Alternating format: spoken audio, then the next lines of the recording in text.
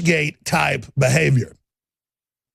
And sure enough, ladies and gentlemen, 3 minutes of research revealed that he is known,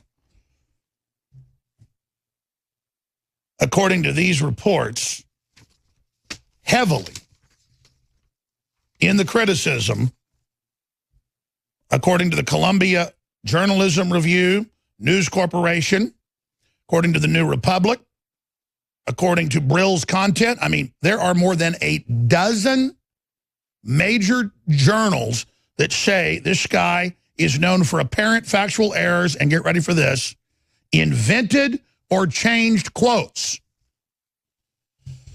So that's the big takeaway here from right-wing publications, left-wing publications, Journalism Review, is that they have talked to masses of people that say, I never said that. Now, Steve Bannon wanted to meet with me a few months ago, and I just had family issues to deal with, and I sent Roger Stone. And I got a full briefing on what Bannon said and the state of Bannon and the state of the people around him.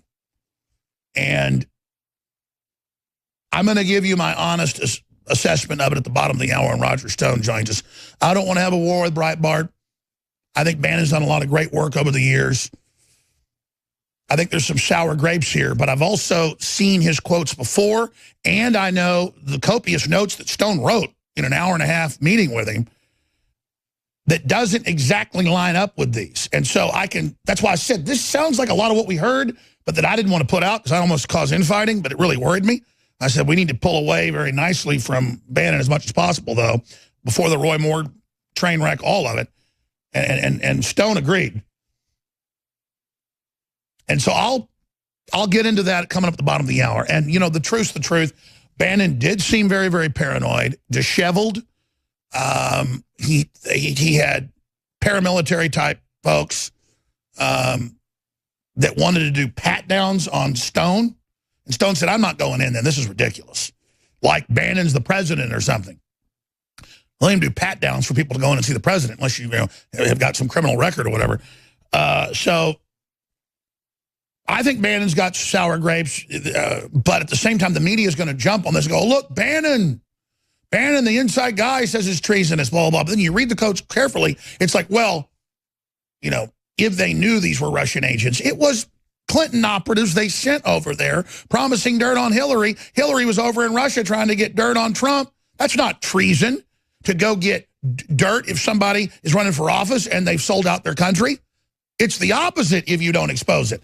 So I think 80% of this is true. I think Bannon's sour grapes, and now he's seen the the derailing going on with his attempt to take over the grassroots movement, the Republican Party, and kind of branded as if it was his, when it's really Drudge and Infowars and you, and Breitbart and Daily Caller and WorldNet Daily. It's all of us together, not one guy. And it's not just Trump. It's all of us. It's a global movement. It's the whole world wanting to be free. We've got mega massive record Arctic blast coming down into the United States, the third in just the last month, threatening to bring down much of the East Coast power grid. We're going to be getting to those weather reports coming up. Very, very serious. You've got, obviously, Kim Jong-un, the hereditary spoiled brat demon chipmunk, who's got atomic and hydrogen bombs and delivery systems that may be able to deliver the weapon to the U.S. He can have missiles hit the U.S., but they believe right now not deliverable, but within 6 months could be deliverable of a heavy megaton weapon.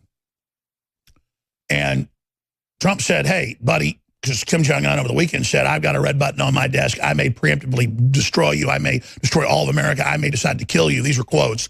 And so Trump said, we've got a big red button, and it works. Clearly saying we've got a big nuclear arsenal, the biggest and most high-tech in the world, and Russia is second, China is third, and then England's after that, and then France and on down the line, Germany. And if you think that our button doesn't work when yours doesn't, buddy, you better think again. Now, the media went into conniption fits, and when the headlines from MSNBC are, Trump's sexual obsessions may destroy the earth. They're the ones saying, hey, we got a bigger nuclear button than you. We got a bigger arsenal, more powerful, and it works. Nothing to do with the media trying to say the president has small genitals. And by the way, he doesn't even have small hands. And by the way, that's a cliche and the wives' tale, not even true as well. Medical doctors will tell you it's the feet size. But the point is that it's more comparable. And that's not even an exact metric. But this is what we've come to. We have a horrible, demonic creature. Can we pull up Paul Watson's tweet? So I don't want to paraphrase it. He said, look at the media attacking the president, going through all this when it's Kim Jong-un threatening nuclear war, and the president runs him down. We should be running down this horrible little dictator, not running down our elected president that's standing up to him. To paraphrase Paul Watson's tweet at Prison Planet, and we've retweeted it at Real Alex Jones. So we've got all that going on, all that unfolding, and we've got Judicial Watch that's very judicious about not just making claims they can't back up. They say, the evidence has come out, there's no doubt Hillary must be indicted. The FBI agents are Clinton operatives, all of them on record saying they were for Hillary, giving Hillary money, saying they were manufacturing evidence. They all have to go to jail, and we've released the info. Meanwhile, though, they're saying Trump is the treasonous traitor, according to Bannon. There's Paul Joseph Watson's tweet at Prison Planet. Shrieks in terror at the prospect. The media shrieks in terror at the prospect of Trump's tweet starting a nuclear war with North Korea. Also, media incessantly lobbies for hostile stance towards Russia, the biggest nuclear armed power on the planet. And then Paul's, all his tweets are pure genius, pure common sense. But let's go back. The other tweet he put up last night was about Kim Jong-un. And how, again, we should be decrying him. We should be putting him down. Our own media won't even call him evil. When he is nothing but someone starving his people to death, he's just a horrible, horrible person. But again, our media is not our media. It's globalist media, the same globalists that helped give nuclear weapons and delivery systems to North Korea. And Trump's saying no to that. It's stopping. So we're going to get into Judicial Watch. The DOJ has no evidence, no choice but to prosecute Hillary. And, of course, has no evidence on Trump. Freudian slip. There's Watson's tweet. The media craps its pants in terror every time Trump insults this piece of human trash who imprisons or executes hundreds of thousands of political dissidents. That's a year, by the way. And leads a Stalinist death cult. Why? He should be insulted relentlessly by everyone. He is a comical, evil, demonic little blood tick off the souls of his own beautiful people. But he's a big joke with the left. They think he's cute. They have shower caps with him on it and towels and brushes and restaurants. And it's just everywhere. The left just it's so cute. It's so funny. Oh, yeah, because they're into deviance. There it is, MSNBC analyst. Trump's sexual insecurity is literally threatening to annihilate the planet. That clip's coming up. So meanwhile, the economy's coming back, sovereignty's coming back, the borders being defended is coming back. The only part of the government growing is the VA to take care of the veterans. All of this good stuff's happening. Thousands and thousands of companies coming back. Optimism the highest it's been in modern history. Best small business startup since 1984. And they want to remove him saying he's a Russian agent. And as soon as the wheels came off of that, and as it came out, there were Democratic Party operatives in there, all their emails, all their texts, all their admissions. We can't let Trump win. We love Hillary. She's wonderful. Let's make something up. Here, let me give my wife $2 million to make it up. Over here at Threat Fusion, GPS, all this stuff. What happens? Well, there it is. DrudgeReport.com, Infowars.com. Bannon turns. Treason at Trump Tower, money laundering, unloads on family. And the media kind of exaggerates what is said in the author's book, Fire and Fury. That's kind of how the media just keeps expanding. And I'm not defending Bannon. In fact, I'm not going to unload on Bannon. I'm going to just give you the intel because I'm not a gossip. But once things get to this point, I'm just going to give you what I really think. Coming up at the bottom of the hour with Roger Stone, who was in an hour-and-a-half meeting with him a few months ago. Got word that Bannon wanted to meet me in New York. Roger was going to already meet with him. I just canceled last minute because I already worked too much. I got to spend time with my family. And I I just had a feeling and I didn't go. And my feeling was reciprocated by reality, as it always is. And I just, as I get older, go with the gut, go with the gut, go with the gut, nothing else. I mean, I always look at the facts, everything else, but the gut is the North Star. And it wasn't a waste of time, but we kind of read the tea leaves of where this thing was going with Bannon. I mean, behind the scenes, Roger thought that Moore was bad news, not as a bad person, but just the whole thing was bad news, and that this thing was the SS Titanic, and that we should just get it a safe distance away before the whole Bannon system blew up. And I don't want it to blow up because I want to beat the globalist. I want there to be more targets out there for the globalists, so I'm not the only one. And so it's just a fact. But then here's the big enchilada. I went, wait a minute. Is this like BuzzFeed? My gut said, look and see if this is like BuzzFeed with the PP-Gate dossier that was totally fake. They're the ones that published it. Do they put out false quotes? Do they have unnamed sources that are fake? I've experienced BuzzFeed. Literally just make up whole cloth sources. They go, there was a waiter at a movie theater that Jones went to sometimes named Doyle, and Doyle says that Jones said he doesn't believe any of it in multiple meetings with Doyle. Like, I go to the movie with my wife and kids, and I don't believe a word I say, Doyle. And then that's their anonymous source, you know, from in my experience, the capital of food poisoning in Central Texas. This particular movie theater I can't go to anymore because I get food poisoning, my kids too, but that's a side issue. I'm not going to name any names. But you're sitting there experiencing it for yourself. So I said, Bannon said similar things, but not exactly to Stone, who wrote copious notes, and Bannon let him. But some of it was off record. But they're not exactly like this. And I said, let me look up who this writer is. So I looked up Michael Wolff, and I found articles by the Columbia Journalism Review, the New Republic, Brill's Content, and a bunch of others, saying that he is known for inventing or changing quotes. Do you hear that? And apparent factual errors. In its review of Wolff's book, Burn, Rate, Brill's Content criticized Wolff for apparently factual errors and said that more than a dozen of the subjects he mentioned complained that Wolff had invented or changed quotes that he attributed to them. And then it just goes on, the examples. I mean, this guy ought to work at BuzzFeed. So that's what this looks like. I think Bannon did shoot his mouth off. I think you're going to find it's been twisted, though, to make it as damaging as possible. And by the way, Bannon wasn't even in the administration for 2 months later after this meeting happened. So it's just him distancing himself and covering his paranoid butt. I agree with Drudge. He's paranoid. Ladies and gentlemen, Alex Jones here live.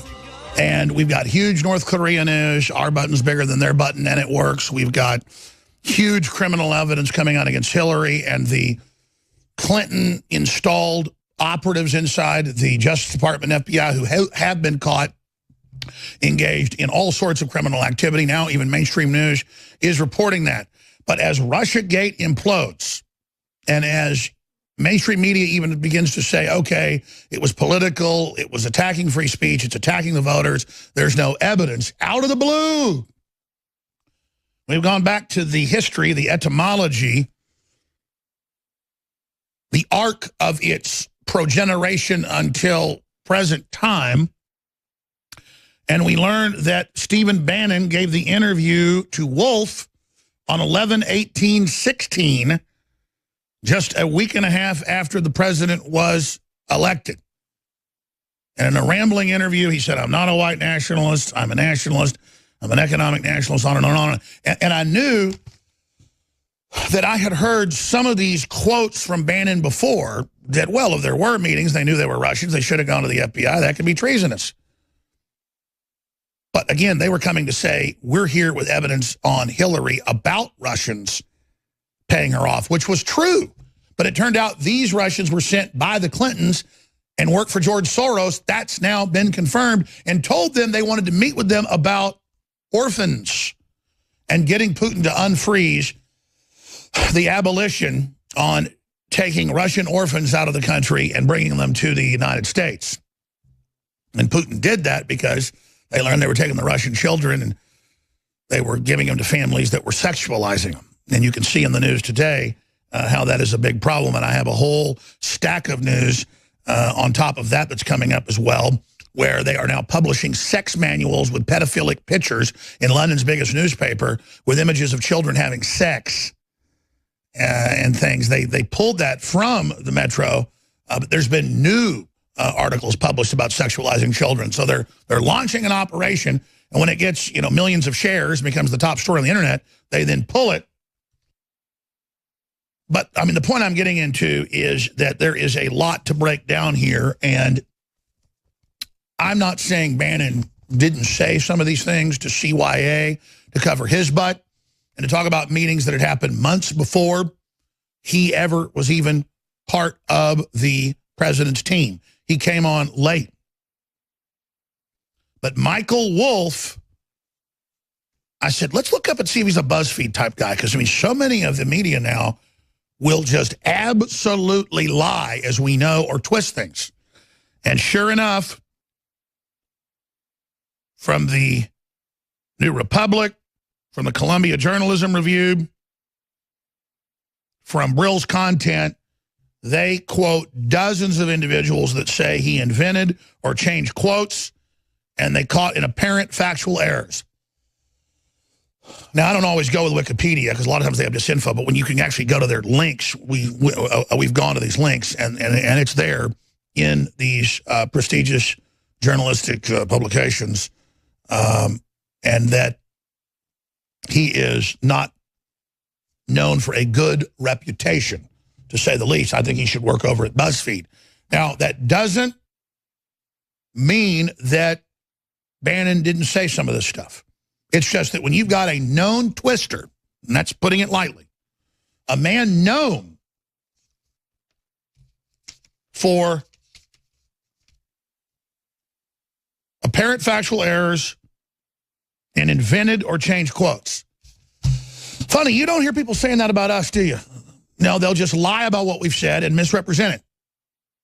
My own son asked me last week, he said, Dad, do you really believe there's Martian bases that humans are on as slaves? And I said, no, son, I never said that. He said, really? People asked me about it at school. And I went and showed him that it was Mr. Steele of the CIA that out of the blue said that on my show. Then I showed him headlines saying I said it. And I go, son, you know it's the fake news. He goes, I know.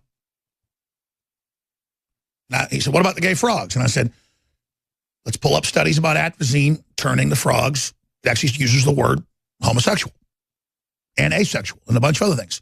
He goes, wow. And I'm like, yes, son. That's how the media takes something that should really be concerning us all, and it turns into I'm homophobic because I'm claiming that chemicals are changing our sex. The globalists admit the program back in the 60s. It's going on to de-industrialize, to depopulate the earth. And it doesn't mean there weren't gay people throughout history. And I don't hate anybody. And I get criticized by the ultra-right wing for saying it. But I get attacked by the right wing that misrepresents what I stand for. I get attacked by the vicious left wing. And it doesn't matter because I have integrity. And our audience knows I have integrity. And our audience knows what I really said. And they know we're one of the most accurate platforms out there because we do our research. And when we make a mistake, we tell you.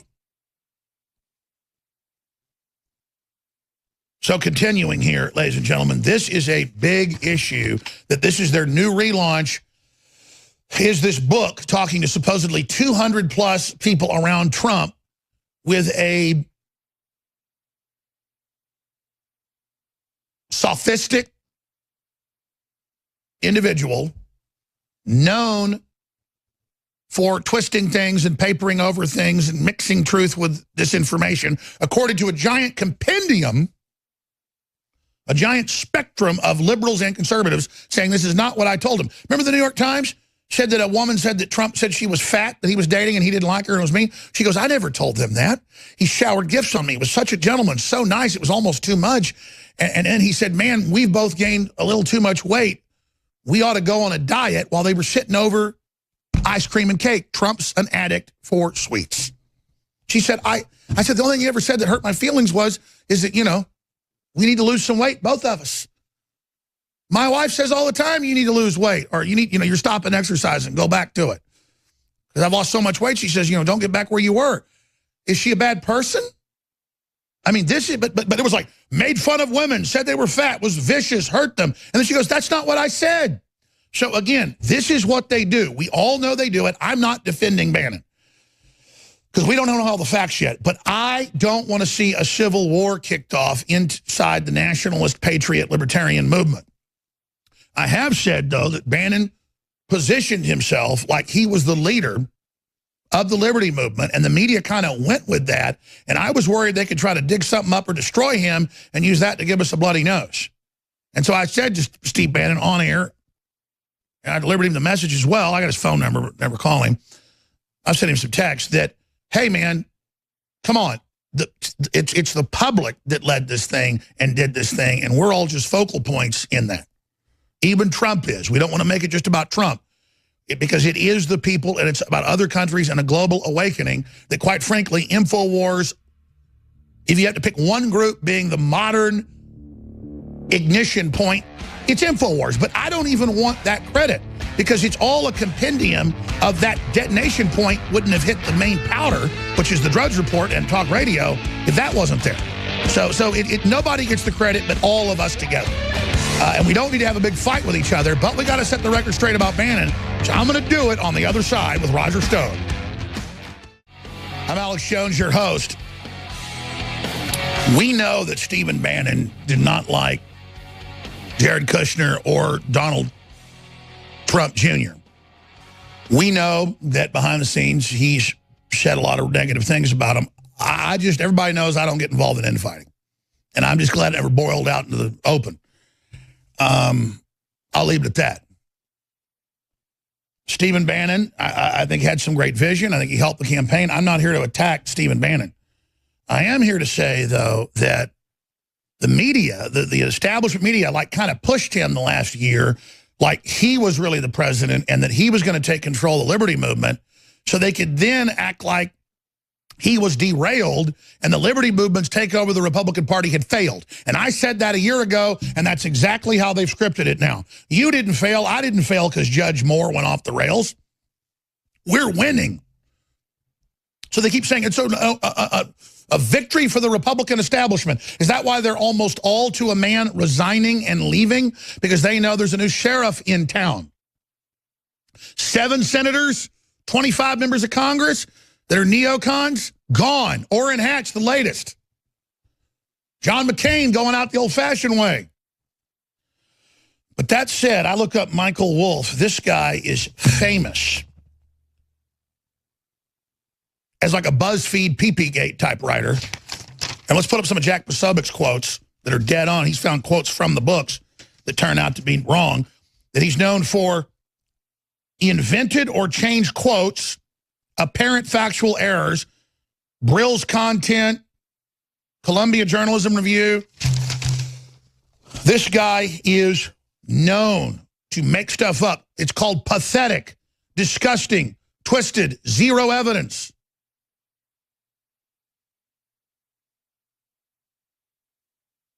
It goes on and on. So that said, I don't want a civil war. It's fun to jump in on one and you know, you see the headlines on Drudge, which I agree are accurate, according to this article in Guardian. Bannon flips on the president, says it's money laundering, says it's treason, unloads on family. And the quotes are taken out of context. They're cobbled together, but Bannon is known for this behind the scenes. So I'm going to get Roger Stone, who doesn't ever really give up sources or stuff behind the scenes, but it wasn't a secret meeting. I just never talked about it. He had like an hour-and-a-half meeting with Bannon a few months ago. I was invited. I decided not to go because I knew Roger would just do a great job. He reported it all back to me. We never really talked about it on air, but we got a lot of interesting information. And the reason this is important is we need to know where Bannon actually stands. So we're going to try to suss this out right now here on air. But Posobiec and others are saying the quotes are out of context to sell books by the fake news media, and this guy is a known BuzzFeed-type person. BuzzFeed's like the new name of yellow journalism, the new standard of that. That's the facts. But where there's smoke, there is some fire. So it may be much ado about nothing because Bannon's, quote, power has been waning, which I don't want to see that happen. I want to see that things get bigger and more successful. I'm not in competition with Breitbart or Daily Call or anybody else. I just promote them one way. They never promote us. When they do good stuff, we just link to it. Because I'm in a war. Roger Stone, thanks for showing up so quickly. You'll ride shotgun with Dr. Jerome Corsi popping in next segment to give us his take on this. Jack Posobiec will be joining us as well. I'm going to get more into all the nuclear war and economic information in the next hour with Gerald Celente. But we haven't talked, so we haven't gotten our minds together. What is your first approximation of this? Well, Alex, first of all, I think Jack Posobiec is a great and aggressive young journalist. And I think he has really hit this on the head. Based on many years' experience with him, anything Michael Wolff writes has to be taken with a grain of salt. He once quoted the late Roger Ailes saying something about me that perturbed me. When I went back to Ailes, Ailes said he had never said anything of the kind, and Wolff had no recording to disprove it. I prefer to believe my friend of 30 years, Roger Ailes.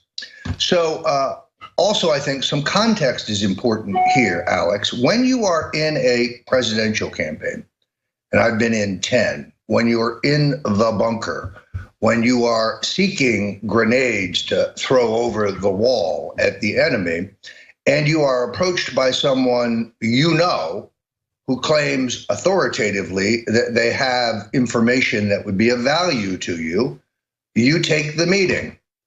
The meeting is not illegal. The meeting is not improper. The meeting could be politically embarrassing if it turns out to be a setup.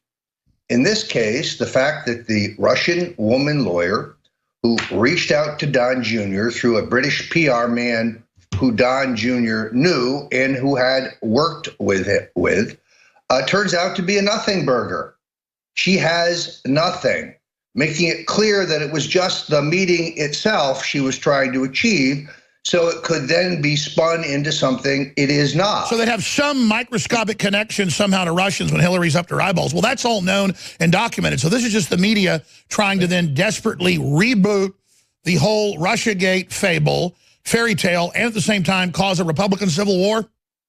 I think in essence, you're pretty close. Look, I like Steve Bannon. I am an ally of Steve Bannon. We don't see eye to eye on everything. We have our disagreements, particularly his tendency to wear 3 button-down shirts on top of each other. But it's a free country, and he's free to dress like a vagabond if he wishes to. He and I have a running joke about this, and none of it is meant in rancor. Sure, but in your meeting with him, I don't know how much you want to get into here on air, but I mean, there is signs of paranoia that Drudge points out that's well known, and I'm not putting Bannon down, but he's not God. And at the same time, you know, he is angry at some folks in the administration. So then I look at that and I wonder, is some of what Wolff, this, I think, known quantity of a fiction writer, did Wolff decide to actually get into real journalism and not just engage in fiction? Or maybe part of his story is correct and the rest of it is false. That's entirely possible as well. Look, Steve Bannon's animus for the president's son-in-law is well known. The president's son-in-law was the helmsman who inserted so many of these establishment quislings around the president. H.R. McMaster comes to mind. I have tried to mute my criticism of the president's son-in-law because, frankly, I'd rather be shooting at liberal Democrats and outside the tent establishment Republicans than shooting at our own, even when I have my own disagreements. This is something we talked about last night on the War Room. If you are Secretary of State Tillerson, if you are UN Ambassador Haley, and you disagree with the president, in the case of Tillerson, about Charlottesville, you do it privately, then you are supposed to keep it to yourself or verbalize your objections to the president directly in a private conversation. That's your prerogative. But going public and urinating on the person who appointed you to high public office, the person who gave you the privilege to serve your country at the highest levels, that's treasonous. That's a lack of protocol, a lack of manners, and entirely inappropriate, in my opinion. You're right, my friend. Stay there. I want to come back and get more into the civil emergency, just dealing with drug dealers and child traffickers that Trump has put into effect, and see where the agenda is going in the new year with you, and also where you think this attempted reboot of Russiagate will go. Just briefly, listeners, we're here because you fund us, and we make it easy to fund us with great products. Thank you for your support in the new year. If you want stamina, libido, weight loss, you name it, I've experienced, many others have experienced. Try Super Male Vitality right now, discounted, free shipping, InfoWarsStore.com. Alpha Power is amazing as well. It's 50% off. Colloidal Silver, 67% off, but we sold out of Myco ZX. And by sell out, we're down to like a few hundred bottles, so I took it off sale. It's at regular price. Myco ZX is about to sell out, the antifungal for the gut. So a bunch of specials are about to end. 67% off on Colloidal Silver, 50% off on Alpha Power, 50% off on Survival Shield, 50% off on Secret 12, 50% off on Super Male Vitality. It's all about to end. InfoWarsStore.com, free shipping. Sign up for auto ship, get 10% off additional. I don't want to stay on this Stephen Bannon Republican Civil War thing that this reporter, if you can call him that, Michael Wolff has put out. But we've now seen unlikely sources coming to the president's aid, coming to Bannon's aid, coming to the truth's aid. Let's put it on screen. We have the New York Times, Maggie Haberman. That's a big reporter there, big Democrat. Says Barack said he spoke to Wolff once. Says he never said the quote attributed to him, to Wolff or anyone. Totally false. Barack said by phone just now. So, ladies and gentlemen, that's what she's saying today. So that's the stuff in this book people are saying, including the former president. I didn't say this. And again, I don't want to just jump on Bannon. I was careful today, but I am critical of just, I think, what Drudge is saying, some of the paranoia. So let's put bookends on this. When you went to meet with him, it's not a secret that they wanted you to go through a pat-down, Roger. That's you have no history of being violent. You've been around all these presidents, and I just think that is indicative of something going on. What do you think? Also, Alex, I think we need to be somewhat realistic. I get 3 to 4 death threats a day. I know you get dozens of them. I now have to travel with security. I can't just go to the mall or go to an airport or go to a restaurant anymore. It's gratifying also. It's a 50-50 thing. Some people come up and tell me how much they love Infowars, how much they love you, how much they love the War Room, how much we've done for America. They want a selfie. They want an autograph. It's heartening. The other half want to call you names, want to threaten to kill you, want to accuse you of being a traitor. No, I understand you don't want to sit here and get in a fight with Bannon, and neither do I. So it's possible that Bannon has had death threats, and that might warrant some additional security around him. Let's give him that. Steve Bannon is not a dumb guy. He's a smart guy. Frankly, I'm doubting this quote attributed to him. Sure, in the context of a campaign, you could have done this meeting differently. You could have done it outside Trump Tower. You could have done it with a dozen lawyers present, but none of it changes the fact that there's nothing improper or illegal about the meeting, that the woman lawyer produced nothing, zero, and nothing came out of it. Now, some libtard lawyers have tried to say, oh, it's a campaign finance violation. No, it isn't. File that one. Good luck on that. So this sure, is no need to defend the whole Russia thing, and I want to bring in Dr. Corsi here for you to ride shotgun the next couple segments before Gerald Celente joins us. But what does this do to Russiagate? Wheels coming off, Judicial Watch saying Hillary's committed crimes, so have these FBI people. I mean, that whole chorus. Is this a desperate reboot that I think is mainly made up against Bannon, to his credit? Where is this going, A? And then B, I've been looking, has Bannon responded to this book and this quote? Barack Obama is saying that the guy's misquoting him. So I think right there, we just say this is pure bull. I think it all rides on what Bannon says about the quotes, Roger. I think you've just put your finger on it, Alex. The air is out of the Russian collusion balloon. The Democrats have to be embarrassed because they've spent millions. They have huffed and they've puffed and they've turned up nothing. This is a naked attempt to reinsert Russian collusion back into the national narrative. Oh, even Steve Bannon says the one meeting they've identified that's interesting is treasonous. A, we don't know that he really said that, and B, Mr. Bannon's not an attorney.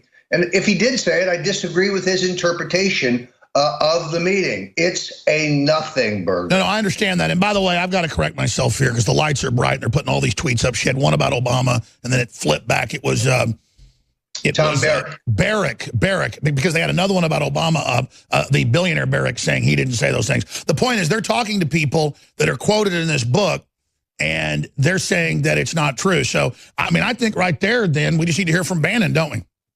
Well, here you have Tom Barrack, one of the president's closest personal friends, denies the quotes attributed to him, reported by Maggie Haberman, for my money, one of the best and most honest reporters out there working at the New York Times.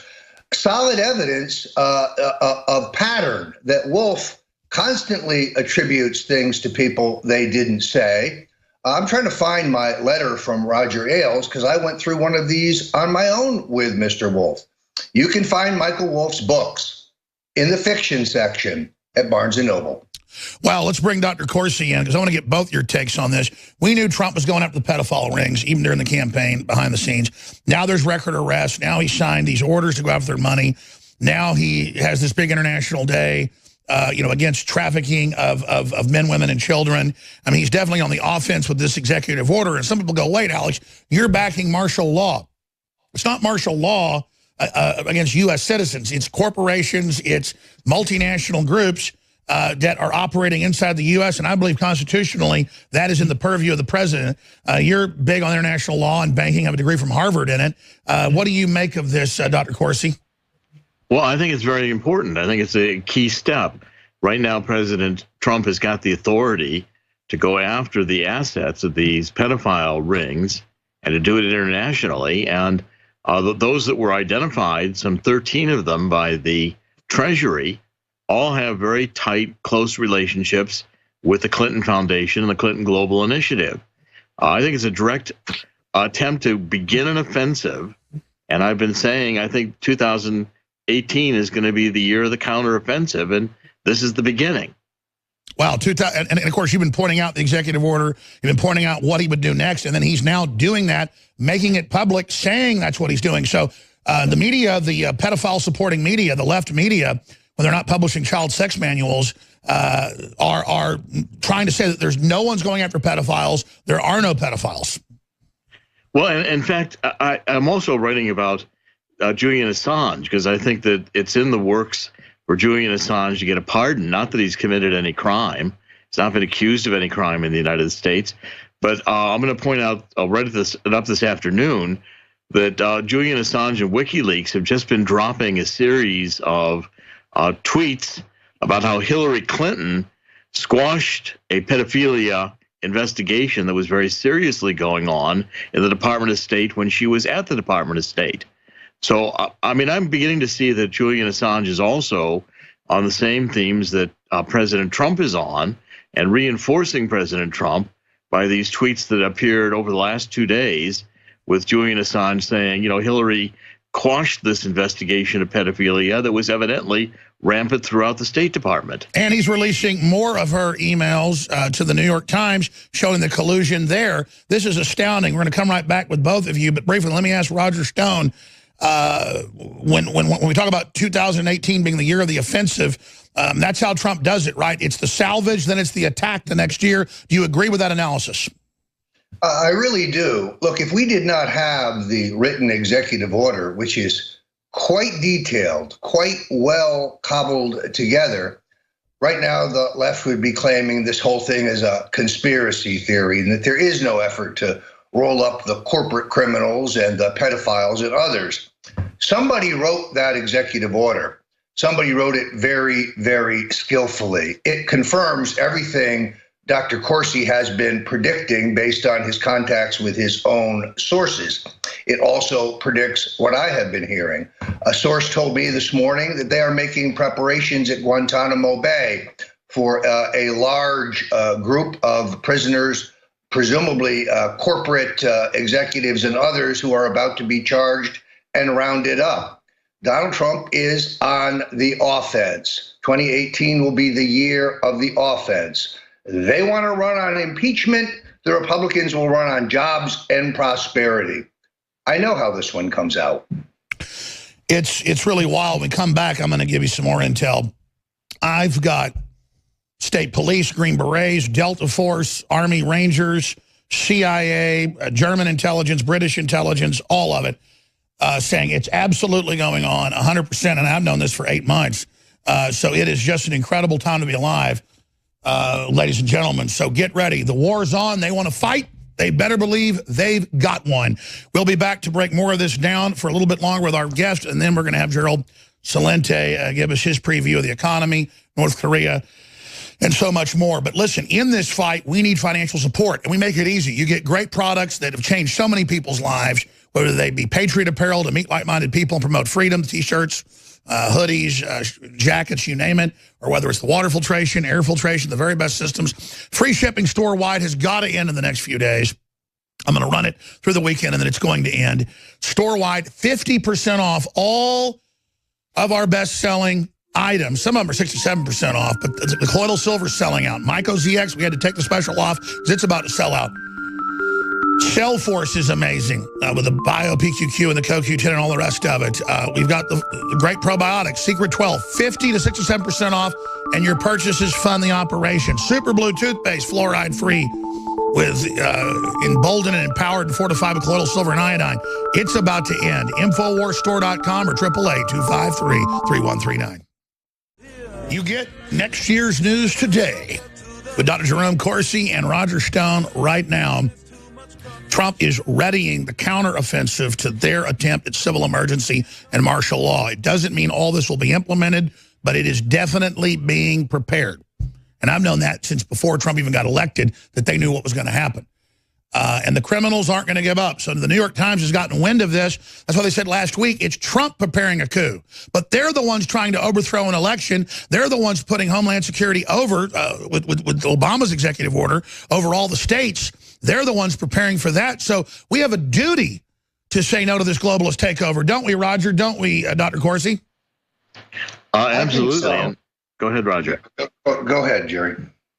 Well, no, I think absolutely. This is, I think you're exactly right. And I want to point out the article I wrote today on Assange and the case building for Assange. Trump's lawyers now by the way, Roger Stone's case was brought by this Project Democracy. Trump's lawyers have gone to the U.S. District Court in Washington and argued that Julian Assange had a right to publish all of those emails from the DNC, even if they were stolen. That's out of the New York Times v. Sullivan case. And this is so huge. So if you're wondering what Trump really thinks about WikiLeaks, this is it. This is it.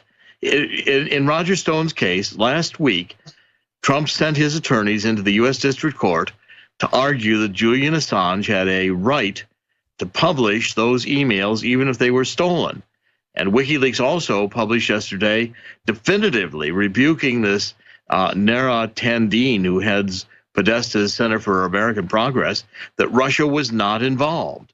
I mean, I think the case is building for a pardon for Assange, and we now have Trump's lawyers on the record as saying there was no crime committed. And by the way, not to toot horns, but you're the guy that actually got up to the White House, you and Roger, with the Arpaio stuff. Arpaio doesn't give me credit. It was the show. It's you guys. So, I mean, that's why they're so freaked out and really clamped down on the White House when we got the news to Trump. He didn't even know that this had happened to Arpaio. Well, it was critical. I think it was a great team effort because I've been following the Arpaio case for years, and we were able to get a direct line into Trump to let him know that Sheriff Arpaio at age 85, 86 is being sent to prison on a criminal misdemeanor. It was completely an egregious misuse of law by the Obama Justice Department. So that said, we can announce here at the Telegraph that evidence is building, mounting, that the president is now positioning for a Assange pardon, despite what Pompeo and others are pushing. I think that the president's going to rebuke Pompeo and Sessions on this. I think that Assange is preparing to actually get out of asylum, coming out of the Ecuadorian embassy. I think this week we're going to find some announcements coming out from Assange, but the case is being built very strongly by Trump's own attorneys before the U.S. District Court that Assange did nothing wrong. And if he's done nothing wrong, then why shouldn't he be free, not to worry about U.S. Legal apprehension or arrest? He should be a free man and free to get out of that embassy and go about his business. Wow, that is just incredible. Roger Stone? Yeah, it's very hard to understand the dichotomy of thought regarding Julian Assange inside the Trump administration. Donald Trump, during the campaign, praised him and said that he loved WikiLeaks. Yes, Julian Assange publishes classified information that has been purloined and sent to him. So does the New York Times. So does the Washington Post. So does the Associated Press. That's what journalists do. Why Pompeo and Tillerson and Sessions believe he's a criminal, they've never been able to verbalize. What law is it he has broken? Now the president's own lawyers are in federal court in the Roger Stone case, where I'm being sued over non-existent Russian hacking and bolstering our argument. So I'm hopeful that the president will do as Jerry says. Hold on, we've got a great guest coming on for the full hour, but I'm sure he'll be happy to hold 5 minutes. This is so big, and I saw this in the news. I want to come back and talk about this more because you're right in the middle of it. Ladies and gentlemen, Gerald Celente is coming up here in just a few minutes. We've got Roger Stone and Dr. Jerome Corsi on, and these guys are so in the news that I'd read this last night and this morning and hadn't even brought it up when they were on. And that's the fact that in Roger Stone's case, where he and the president are being sued by Obama's lawyers that he set up when he left office to, quote, try to get Trump out of office, they are suing the president and Infowars.com news reporter Roger Stone, former head of the Trump campaign, 2016, with no evidence saying they're Russian agents, and so they want money. I mean, it's just crazy. And even The Nation said, this is a witch hunt. This has never been done before. Russiagate is devolving into an effort to stigmatize dissent. You scroll down, it shows Roger Stone right there, just putting his hand on his head, how ridiculous this is. Even CNN said this weekend that Trump is right about the FBI and this being a witch hunt. So they're hedging their bets right now as this thing burns down. But that said, the article's on Infowars.com by Dr. Jerome Corsi. Trump is looking at and preparing a pardon of Julian Assange. We told you a month before that it was happening with Arpaio. And now the biggest proof yet from our sources, we can't get into those, is the lawyers yesterday came in, if you just joined us, the president's lawyers on behalf of Roger Stone and the president, and said what Assange did is normal, it's in the domain, you can publish it, it's public interest, even if it was stolen by somebody else, showing where the real president's policy is going with this when he said, I don't care who's got this illegal stuff. It's Hillary doing the crime, whether it's some guy in a basement of the Russians or WikiLeaks, release it. And said, good job, WikiLeaks. So this is amazing. Let's right now get about a 2-minute comment from each of you. I just want you to recap this, Roger Stone and then Dr. Corsi. And we'll put the article up that Corsi wrote for Infowars.com on screen that everybody needs to spread. Here it is. Go ahead. Roger, do you want to go ahead? Sure. In my view, this is a landmark development because it has always been perplexing as to why some members of the Trump administration kept insisting that Assange is anything but what he is, a journalist. He is not a Russian asset. WikiLeaks is not a Russian front. Doesn't matter how many times John Brennan and James Clapper want to repeat that lie, just repeating it does not make it true.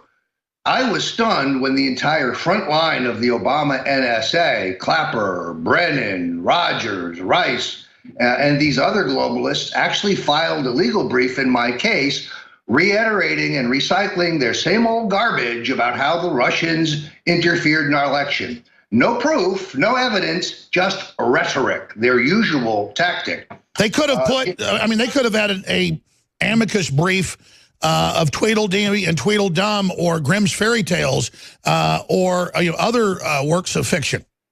But it does show you the importance that they put on this case.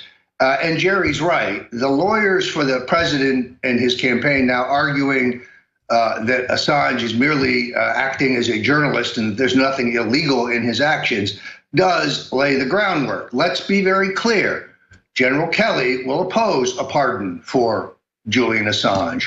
Rex Tillerson will oppose a pardon. Mr. Pompeo, the head of the CIA, will oppose a pardon. Jeff Sessions will oppose a pardon. Here's the good news. Donald J. Trump is his own man. No one tells Donald Trump what to do, particularly when he sees right and wrong. All right. Thank you, Roger Stone, Infowars.com reporter. I can't wait for the new intel you get, my friend. Let me finish up with Dr. Corsi as we get Gerald Celente of the Trends Journal on with us. Going back to you, Dr. Corsi, just recapping how big this is, because, again, you're the guy that first published and told us of the other pardon. This is what needs to be done. We know they're telling them, sir, I know you're not doing anything wrong, but if we encourage leaking, others will leak inside the government. And then what are you going to do when you've pardoned a leaker? Well, he's not the leaker. He got the info that was leaks. He exposed criminal actions. And so we should point out this is criminal information. This is not missile secrets. If somebody does that, we'll execute them. Once they have their trial. I mean, there's a big difference here. And I think this is something the president must do if he's an honorable man. Well, and having the attorneys for the president go into federal district court and argue that Julian Assange did nothing wrong. He had a First Amendment right to publish these stolen emails from the DNC. Now, that's on record. That's where the White House statement is. It can't be taken back. And there's court rulings in the Pentagon Papers as well. This is well known. Precisely. And in fact, that's right. The president and his lawyers are correct. Now, what Donald Trump, I think, is realizing, why I think this pardon is in the works, is because Assange also has the basis for saying that the Russian collusion was nonsense. Because Assange has said, even within the last 2 days again, that he definitively did not get the emails from Russia. He said over and over again and hinted, it's Seth Rich that got him the emails. And I think that's been proven. But you've got Donald Trump and Julian Assange on the same page, now with Trump's attorneys on December 29th making the argument in a brief filed with the U.S. District Court in Roger Stone's case. And again, this is something Roger and I and Infowars have been pushing since last year. This is a major breakthrough for getting the truth out about this whole Russian collusion nonsense. It is. It was an invention, I believe, of John Brennan and the Democratic Party, with the assistance, by the way, of Eric Schmidt and Google. And that's another thing we broke. And, again, we have intelligence not only in our own sources, but it seems to be backing what this QAnon is publishing.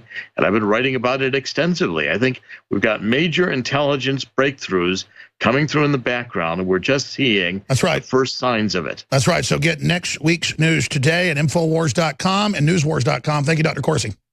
Thank you very much, Alex. All right, let's shift gears now, but into the same subject and more throughout the hour, North Korea, you name it, with the trends forecaster, our good friend Gerald Celente, trendsresearch.com. We'll get into all the big news you're coming on about the next segment, but just in a few minutes here, what do you make of Assange? What do you make of the president's lawyers now in this lawsuit against the president saying Assange did nothing wrong? I think that's the truth. That's what history shows, but that shows us where the president's going on that front. What do you think? Well, I think it's, what has Assange done wrong? He's put out information that's woken up a lot of people. And I remember when they first started with this whole WikiLeaks thing and said how it was going to damage our national security. What's going to damage? I mean, everybody knows they're spying on you. So I'm all in favor of Assange and all the others that are putting out the information that we, the people, should know about. Is it supposed to be a democracy? Oh, we only could tell you what we want to tell you? So no, I think Assange is guilty of nothing. And I believe he was framed in Sweden because of what he's doing. Well, that's been proven now, and you're absolutely right. I mean, look at you judge a tree by its fruits, as Christ said. The WikiLeaks was the catalyst to bring the republic back, the economy, and to shut down a lot of the corruption. Nothing's perfect, but I mean, its sunlight is a good disinfectant, and the great leakers like Seth Rich and others are patriots. They are, and again, why? I'm sick and tired of these little clowns, these little boys and girls called lawmakers, telling us what we should know and what we shouldn't know. You know what they forgot? 2 words: public servant. Capiche? You work for us, Junior. Could you get that in your head? We want to know all the facts. Where are they? Why aren't you showing them to us? And save your crap about oh, if the terrorists know about this, then it's no good. I've heard that line all my life, and you keep coming out with all this stuff on how they lie to us, how they deceive us, how they steal our money and give it to their friends and murderers. What Assange is doing is great. Absolutely. And again, it's the criminals in government that don't want this stuff to be revealed. What got revealed has been very judicious by Assange and others, exposing criminal actions after criminal actions after criminal actions by people that aren't public servants that have hijacked this country. We're going to shift gears now with Gerald Celente, look at trends for 2018, 2019, North Korea, how our button's bigger than theirs, and so much more straight ahead. I'm Alex Jones. This is the Infowar. Please spread the live links on Facebook, Google, and Twitter. Well, Anand Girahardis is his name, MSNBC analyst. He says Trump's sexual insecurities threatening to annihilate the planet. I think that shoe fits on the foot of Kim Jong-un, who is the most pathetic acting and behaving leader I've ever heard of. That said, I don't want war. We'll get Gerald Celente's take on Trump's tweet about, hey, you got your red button. He threatened to nuke us this weekend with his red button preemptively, North Korean dictator Kim Jong-un. And Trump said, well, we got a bigger button and it works. And they said, oh, that's phallic behavior. No, it's saying we got a bigger arsenal, probably 50,000 times bigger, and it works a lot better. But yeah, let's not go there. Here is the clip of MSNBC siding with a dictator like CNN did against America. Here it is. Interesting thought from Donald Trump about the size of his nuclear button and the threat that he just put up against the North Korean leader. Your thoughts? As we saw all through 2017, men with profound sexual insecurity can wreak a lot of havoc in the lives of women, in the lives of their families. But perhaps never have we seen a man whose profound sexual and masculine insecurities are literally threatening to annihilate the planet. I mean, the way he's literally capitalizing in that tweet, his nuclear button. I mean, any psychiatrist or psychologist would have a field day with that. But we all live in a world that could literally be ended in terms of a habitable planet because of this sad man's. Okay, so if you look at classic military posture and the mutually assured destruction, our generals, our presidents have said, if you hit us with nuclear weapons, we have more, we'll totally destroy you. Let's not do it. We didn't start this. Kim Jong-un was given the missiles, the secrets by the Clintons. He's aiming it at us. I don't want to go to war. I'm against all this. But that said, the media, CNN, all of them, Gerald, they keep literally one-sided, only attacking the president and never even saying anything bad about Kim Jong-un anymore, or Communist China, or Foxcom's suicide nets. What do you really think is going on here? And let's get into the larger issue of this with the Gerald Celente of trendsresearch.com. Well, first of all, why would anybody listen to this little boy who was just talking over there about, sexuality? And that was the major story, according to AP, of 2017, harassment.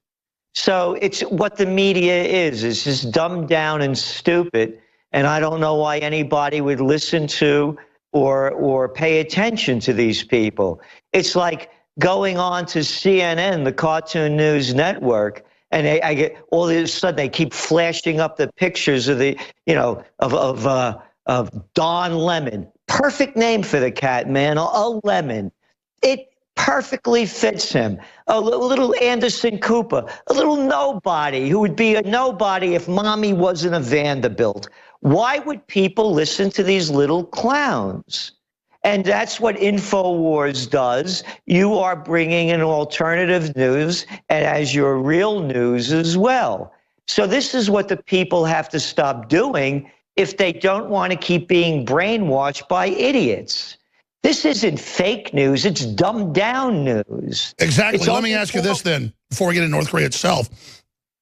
They even turn it into like masculinity's bad, and there's this whole assault on it, equating masculinity or men that are virile, that on average women want, virile, with rape or Harvey Weinstein. They're now equating masculinity with being a rapist. What do you think's behind that?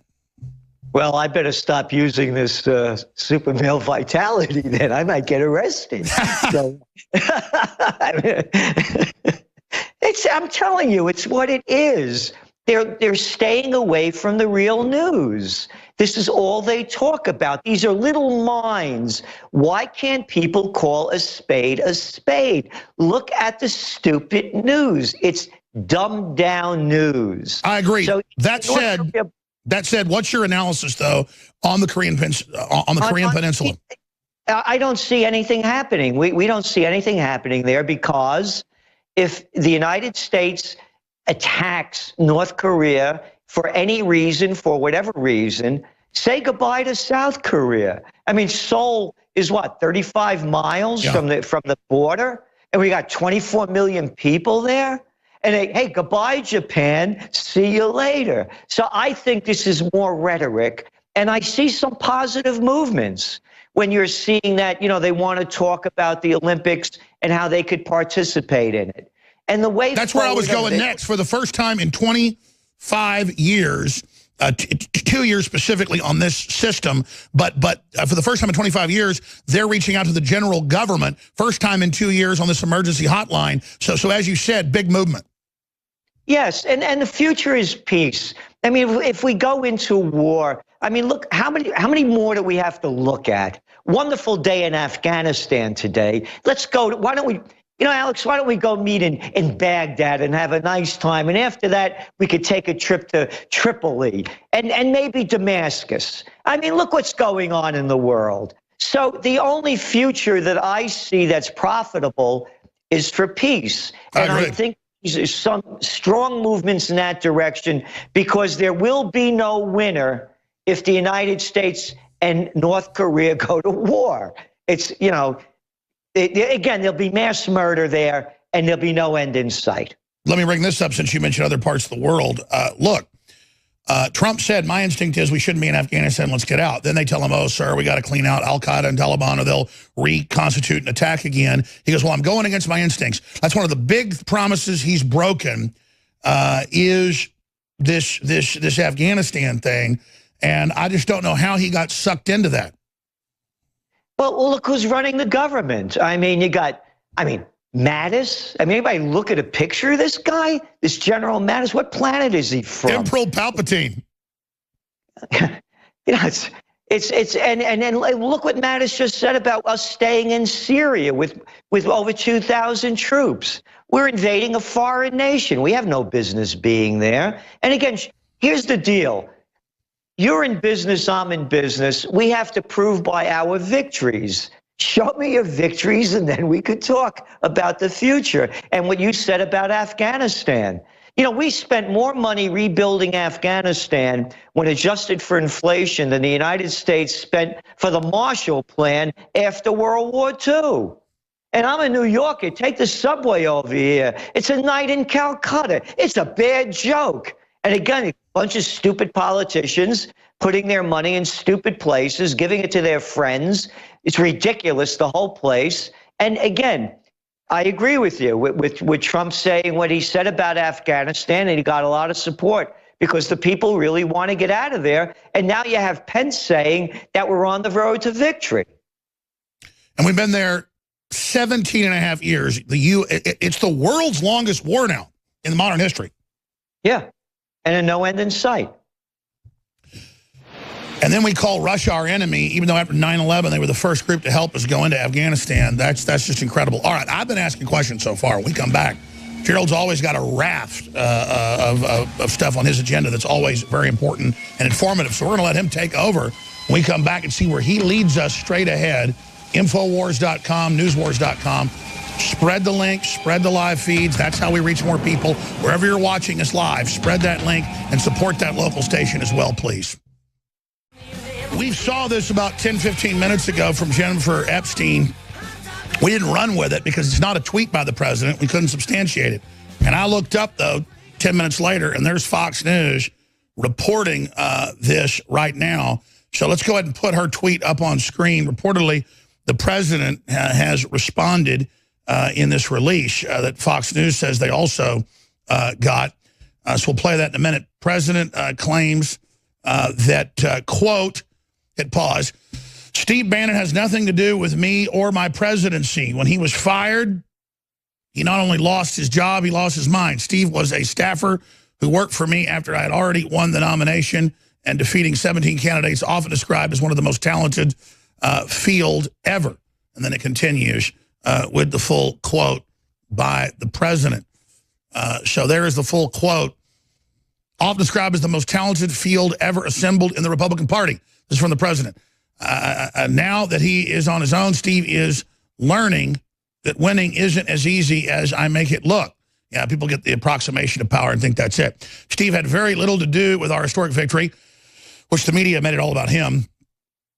And then it continues on. Steve had nothing to do with my historic victory. Again, you guys, it's not a big deal, but it's moved around so much I can't find my place there for people watching on TV. I don't think they can either. So try to just take it back out to the full page and I can read it. Again, this is all breaking. Crew's doing a great job. It's just hard to do this stuff live. I'm going to start over. Statement from the President of the United States. Steve Bannon has nothing to do with me or my presidency. When he was fired, he not only lost his job, he lost his mind. Steve was a staffer who worked for me after I had already won the nomination by defeating 17 candidates, often described as the most talented field ever assembled in the Republican Party. Now that he is on his own, Steve is learning that winning isn't as easy as I make it look. Steve had very little to do with our historic victory, which was delivered by the forgotten men and women of this country. Yet Steve had everything to do with the loss of the Senate seat in Alabama, held for more than 30 years by Republicans. Steve doesn't represent my base. He's only in it for himself. Steve pretends to be at war with the media, which he calls the opposition party. Yet he spent his time at the White House leaking false information. That was the word of why he was gotten rid of. Wow, Trump's really pissed. To the media to make himself seem far more important than he was. It is the only thing he does well. Steve has rarely, in a one-on-one meeting with me, and only pretends to have influence to fool a few people with no access and no clue, whom he helped write phony books. We have many great Republican members in Congress and candidates who are very supportive of Make America Great Again. This is a long statement by the president.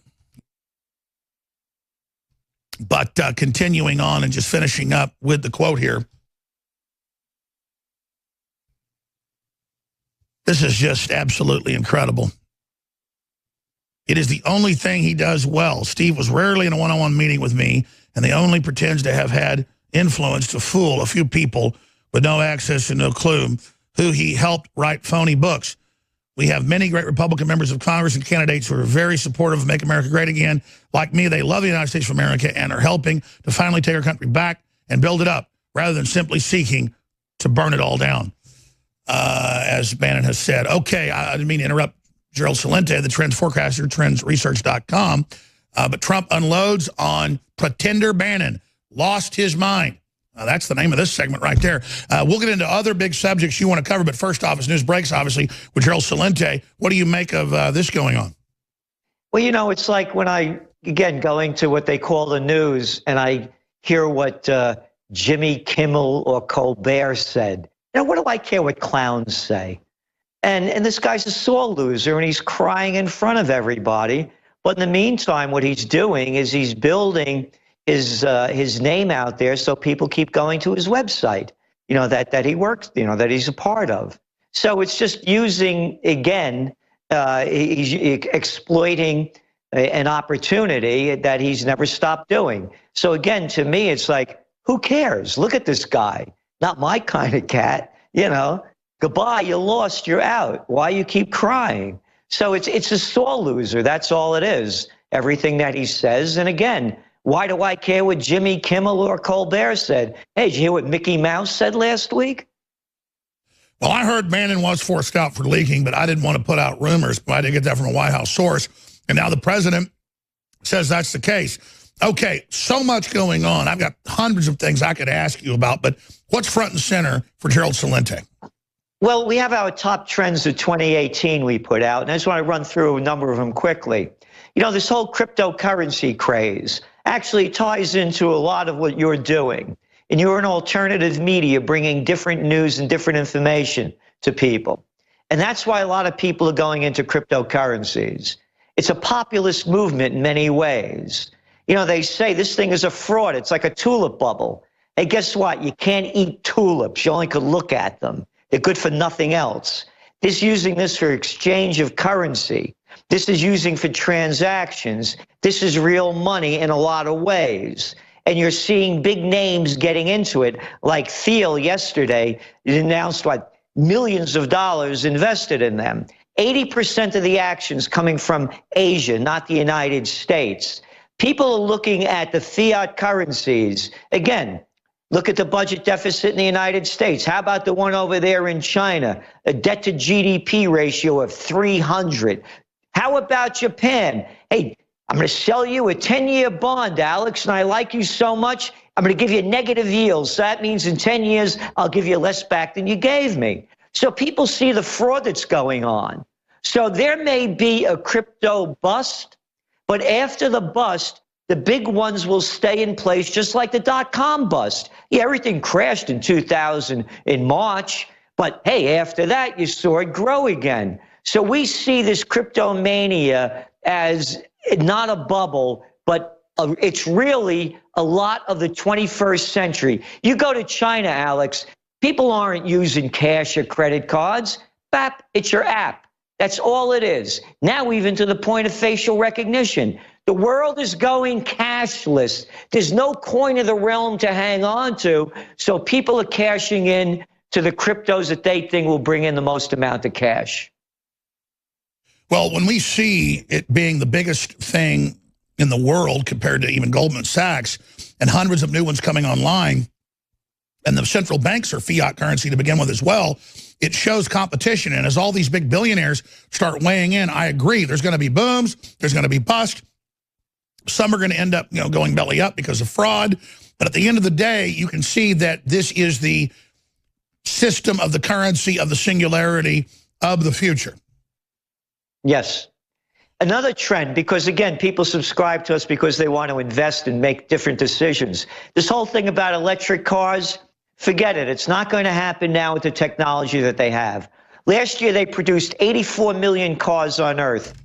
There are total on Earth, there are only 2 million electric vehicles. They're too limited. The battery technology is 1800s technology. So all the hype the Elon Musk keeps getting, it's not a reality. China's pushing it bigger than anybody.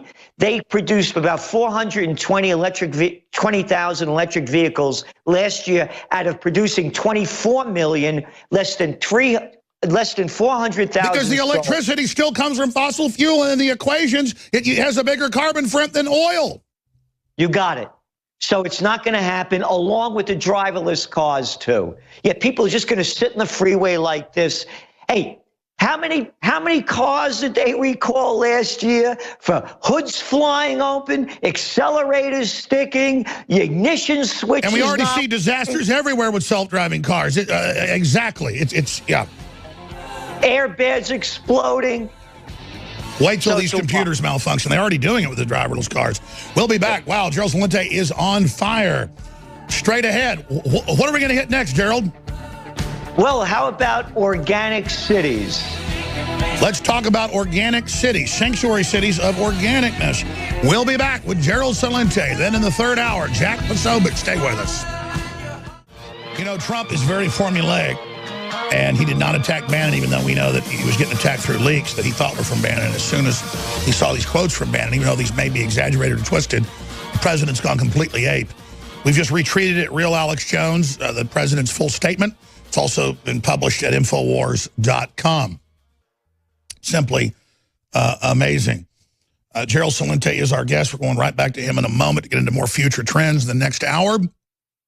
We're joined by Jack Posobiec and more to talk about North Korea, to talk about the Trump administration, to talk about all these other big issues. Briefly,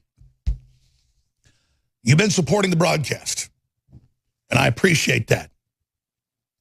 But if we're going to grow in the face of the globalist and continue to deliver when they are putting everything they've got into the fight against us, and Soros more than quadrupling the amount of money he's putting into bringing down Western countries, then we need the listeners to spread the articles, spread the videos, spread the links, spread the stories.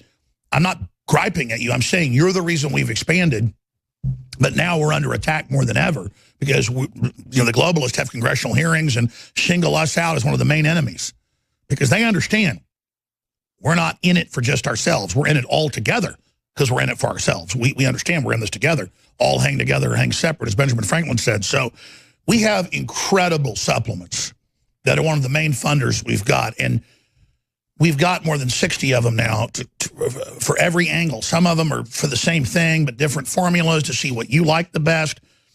They're all there. And New Year's specials have been extended through Sunday, and then they've got to end. That means store-wide free shipping. Super Male Vitality, 50% off. Brain Force Plus, 50% off. Alpha Power, 50% off. That super powerful, our new product. Cell Force, that's got the Bio PQQ, the CoQ10, all of it. That's 50% off with free shipping. All this is free shipping. Survival Shield X2, the good iodine. That's 50% off. Vitamin Mineral Fusion, 50% off with free shipping.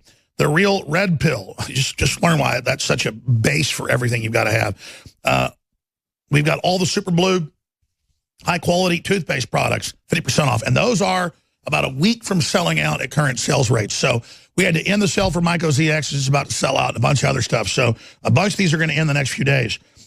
So Super Blue products, the fluoride-free toothpaste with colloidal silver and iodine that it's fortified with, that's about to end. Secret 12, really high-quality vitamin B12 you take under the tongue, that's about to sell out, 50% off. DNA Force is excellent, 33% off. Carnivore and FloraLife, our new probiotic, 33% off. Free shipping on all of it, and it's your purchases that make it possible, InfoWarsStore.com. So thank you all, or 888-253-3139. And when I say support our local affiliates, that's critical. Spreading the word, becoming a sponsor. And our guests, people like Gerald Celente, never even plugs his quarterly glossy magazine that you may already know a lot of this, but your friends and family don't. Give it as a gift, or sign up for the free news alerts. But it's all about building a new economy, something Celente's been writing best-selling books since the early 90s on, and that we now see at the vanguard of people pulling away from globalism. So go to trendsresearch.com and become a subscriber to the Trends Journal, but definitely bookmark trendsresearch.com to see his own news reports and more. Okay, Gerald, let's get into, with you now, some of the other big trends you see. Well, I was mentioning, we see a trend called organic growth cities. You know, cities like where I am up here in Colonial Kingston, New York. This place thrived when the Industrial Revolution was going on. It was supplying New York with cement and bricks and on and on. And then the Industrial Revolution died. The place went down. And then IBM came here. They were making mainframe computers. They left. The place went down. And now this place and many others around the country are snapping back because they're growing organically without the requirement of a big industry or a resource. And they're places that was when America truly was beautiful and the construction was gorgeous. So what's happening is that people can't afford to live in Brooklyn anymore, New York City. So and then not only here, but around all the major cities, and they're going to these old hubs that were beautiful downtowns, and they're rebuilding them organically, not because they're relying on, for example, you got a clown over here in Jersey, a stupid jerk of the governor over there. And what is he doing? He's offering Amazon, little Christie, yeah, a little piece of junk, giving Amazon, offering them $7 billion of our money, tax breaks they call it, so he can open up a slave camp for packaging, handling, and shipping that people make $28,000 a year. So that's how they're trying to regrow it rather than letting it grow organically. And by the way, that's called fascism, the merger of state and corporate powers. We got to give a guy like Bezos that's worth $100 billion, $7 billion to open up a slave camp. So that's one of our trends, organic cities. And by the way, I was reading your article. People have to go see it. These are smaller but medium-sized towns that have the infrastructure that's still there, but that everybody's left, where you have beautiful mountains, streams, woods, just over the top, great culture, great old buildings. And I remember it was like 5, 6 years ago, 7, whatever it was, you said, I'm selling everything I got in New York. I'm moving to Kingston. You bought up the Four Corners there for almost nothing. You said, I'm investing everything in a renaissance. I want a new renaissance. I'm betting it all. As everybody says, America's going down. And I got to say, that's one of your greatest trailblazings, is I know I've read Kingston's been coming back, by the way. And so but you bet on it with love. It's a beautiful surrounding. I've been up in that area before, totally gorgeous. And again, they go, oh, it's racist to move to the suburbs. But now they have to admit the suburbs are, quote, half minority. They want to get out of these overpriced cities. And it's the Democratic Party that wants to make you stay in these big rotting, blue state cities. What'd you think of Trump getting rid of the exemption on property tax above $10,000 to make the states lower property taxes like they're supposed to? Well, they won't lower them. That's the whole thing. We pay ridiculous taxes here. And again, it's hurting a lot of people, I have to tell you, because the taxes here are so high. I mean, I pay $120,000 worth of taxes a year, Alex. That, just to give you an idea. Just to give you an idea. It's going to hurt a lot of the other people. It's also going to hurt real estate. And that's according to, a lot of the agencies that are coming out. So I'm not thrilled about that one myself. Yeah, but listen, it's going to make them lower it. How big a write-off? They won't. They won't lower it. You're dealing with a bunch of sick people called politicians. Yeah, but Trump thinks it will, and he's been, look, how big a write-off? I understand you just lost a big write-off. So did I. Okay, I'm in the same boat. Exactly. But Trump just got rid of it for him. Imagine how much stuff he owns. I didn't lose a write-off. I have commercial buildings, so sure. I didn't lose. I'm not complaining for me. I'm telling you that the politicians are so stupid, so greedy, and so ignorant. What they'll do is they'll actually raise taxes anytime they can, like they always do. Yeah. So I don't see it happening. Well, so you think Trump is, because he said why he did it, you think he's underestimating them? Oh, yeah, no. I mean, they're politicians. Look up. Well, let me ask you this. What do you make of Trump raising the taxes on himself? That's what he did. Yeah. Again, look up the definition of a politician. They're only in it for themselves, so they don't really care about the people. Anyway, I also want to mention, by the way, everyone listening, if you go to our website, trendsresearch.com, and hit trend updates, there's a column over there, the buttons, and you could see all of our top trends for 2018. And also to ask everybody to put their money where their mind is and support Alex Jones. The products that you sell, I buy because I know the quality of them. And that people, if they really want to have an alternative message, that's a solid message based on facts and not the junk. Well, they need to support you as well. But getting back to this, how did you, I guess you didn't guess it, you just bet on it. But I mean, what you did moving to Kingston and putting everything there. I'm a trend forecaster, so what I do is I look for the developments and I see what happens. People can't afford to live in these cities anymore. Again, the taxes, the cost of living. So people, and you look at the whole millennial generation, they're looking for beauty and elegance as well in a lot of ways. So they're finding these old cities that aren't a bunch of ugly glass and steel and still have real structures to them, that you can get to an airport pretty quickly. They have mass transportation around them, and they have beauty surrounding them. So that's how we saw it. Well, I've been to Kingston back in college. It's just gorgeous. Oh, the Catskill Mountains are right over here. I mean, the whole Hudson River is down here. We're 90 miles away from New York City, and it's a world away. So when I have to go there, I do. And when I don't, I'm here. That's the way to go. I tell you, Austin used to be like that, and now it is just California, reject central, good Lord. A lot of great Californians, people that went to California and failed, they've come here. Gerald, do 5 more minutes with me. I want to hit a few more forecasting points with him straight ahead, trendsresearch.com. Thank you all, listeners, for what you do, by the way. We'll be right back. Ladies and gentlemen, we're back live. Final segment with Gerald Celente, who I really respect as an economist, a researcher. He's been a scientist, a lobbyist, best-selling author, #1 New York Times best-selling author. And he's saying, look, I'm up here in New York, getting rid of the income tax and the property tax write-off above $10,000 is going to hurt average people. I know most people that live in New York and everywhere, you might live in a tiny one-room apartment. It's like $20 grand a year in property taxes or whatever. It's passed on just in your rent. So, you're paying $50,000, $60,000, $70,000 for a crap hole a year. The leftists all launder their money through it. They all have all these other write-offs. I get the ultra-rich are the ones that created the scam. Trump's trying to kill the scam with this. He had huge write-offs with it. And so I I think in the next year, you're going to see property taxes and state income taxes go down in many blue state areas. But Gerald lives there, and he's as smart as I am or smarter. So let's get his analysis on this. Well, here's, again, current events form future trends. This is just right off CNBC right now.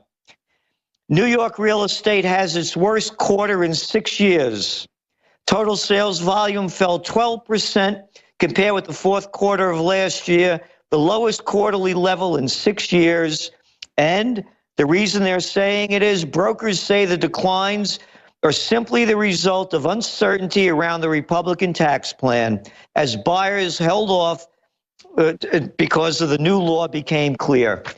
Again, I'm not hit by it. I have commercial buildings. The taxes here are ridiculous. We're being run by a bunch of little freaks called politicians. And I want to read you the definition. Anybody could Google it up of what a politician is. So all you people that love your politicians, this is who you love, according to Merriam-Webster. A person primarily interested in political office for selfish or other narrow, usually short-sighted reasons. A statesman is the opposite. Exactly. A politician is as I would call it, a low-life piece of crap. And I was the assistant to the Secretary of the New York State Senate. And I saw these little clowns of nothing, and it was the worst job I ever had. So when people fight for their political identity, you're also looking at a person who is professionally involved in politics, a person who acts in a manipulative and devious way, typically to gain advancement within an organization. So when we're talking about what's going on, Alex, no, they're not going to lower taxes. You got a bunch of politicians that'll keep screwing the people. And that's why they're so angry. That's why they're so angry at Trump. And one of the producers made the point, they're probably going to try to make it worse to hurt the recovery, to blame it on Trump. Exactly. And I'm showing you what's going on with the numbers already. And now there's, again, making the picture. Yeah, they're calling it a blue state revolt because Trump did this. They're going to probably raise them like you just said. Oh, my gosh. That's why we have you on. You just made me think of that. Oh, my God, they're so evil. And there's another problem. As interest rates go up, you're going to start seeing mortgage applications starting to go down. So this thing could have a very negative real estate effect because they're already looking at the Well, you know, Trump thinks real estate's overvalued. The problem is, like you said, they'll lower the value of the real estate and then still raise the tax the way these assessors are so corrupt. Exactly. So that's what's going on. So there's a real problem developing. Boy, my grandfather was so loved the little county they were in. He basically was a tax assessor, and he just said no tax on the poor and raise it on the rich. He'd go around knocking on rich people's doors. He was a Republican, and tell them, look, we're not going to kick that old woman out of her house. He'd tell them, you're going to accept raising your taxes.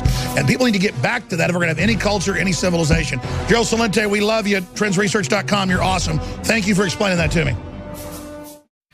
Well, Jack Posobiec joins us. He, of course, has run the biggest grassroots Trump organization during the campaign, and he's been in naval intelligence as well until the media blew his cover, but that had nothing to do with the job he was doing trying to get the president elected to make America great again. And I wanted to get him on a few weeks ago about North Korea, but he's been on his honeymoon. He's back now. He was, of course, working the whole time. He was on his honeymoon in Europe. I wanted to get a report on what he saw in Europe. We traveled around Western and Eastern Europe. And the big awakenings that are accelerating there. Now even Northern Europe saying we're going to be nationalist, our country's first. And I wanted to get him on about, you know, as I said, all things Trump. But this Bannon thing blew up. And I went with the same angle this morning. Hey, I don't want to get into infighting. I don't want to get into all this with Bannon. And I went and looked up the man that wrote the book, Fire and Fury, Mr. Wolf. And he's been called by major journalistic groups to be someone that manufactures fake quotes. And you've had a lot of people say now about the book itself, in quotes they're seeing, that they never said anything close to that. Now, my job's not defending Steve Bannon. Breitbart sends us basically zero traffic, never writes about us, never supports us, never does anything. That's fine. They write a lot of great news. I link to them every day. In fact, I was talking to one of the high-level folks. They said, no, Infowars sends us about 20% of our traffic. I know Drudge sends them about 30, 40%. So that's pretty amazing. Again, one-way relationship. I think you're doing a good job. I'm going to send people to you because I'm not about Alex Jones being king daddy here. And it's all about me, me, me, me, me, me, me, me, me. Just like Drudge is linking to everybody. That said, I said Drudge is usually right. He put out this tweet that this is basically schizophrenic behavior by Bannon, and he's got all these bodyguards around him that I can confirm that even tried to frisk Roger Stone. But Roger didn't want to go there today. He didn't want to get in infighting, and I don't either, okay? Even though it's been a one-way street with Stephen Bannon. He said some nice things to me, and, you know, we've talked some, but that's it. The point is that now you got the president's statement, and you can ask yourself, it's on Infowars.com, was given to Bloomberg by a White House aide, you got to ask yourself, did somebody else write this? Now, again, we got North Korea news. We got all this other big stuff to cover. We're going to cover with Jack Posobiec right now, but the statement is extremely incendiary. And it fits into a lot of things I heard behind the scenes but never knew if they were true or not. But we've seen so many times where McMaster comes out and quotes the president, and the president slaps it down 3 days later that the BuzzFeed typewriter, Mr. Wolf, is a joke. So there's so much fake news, we don't even know if this is true yet until the president tweets on it. Here's the statement from the president, according to Bloomberg. Steve Bannon has nothing to do with my presidency. When he was fired, he not only lost his job, he lost his mind.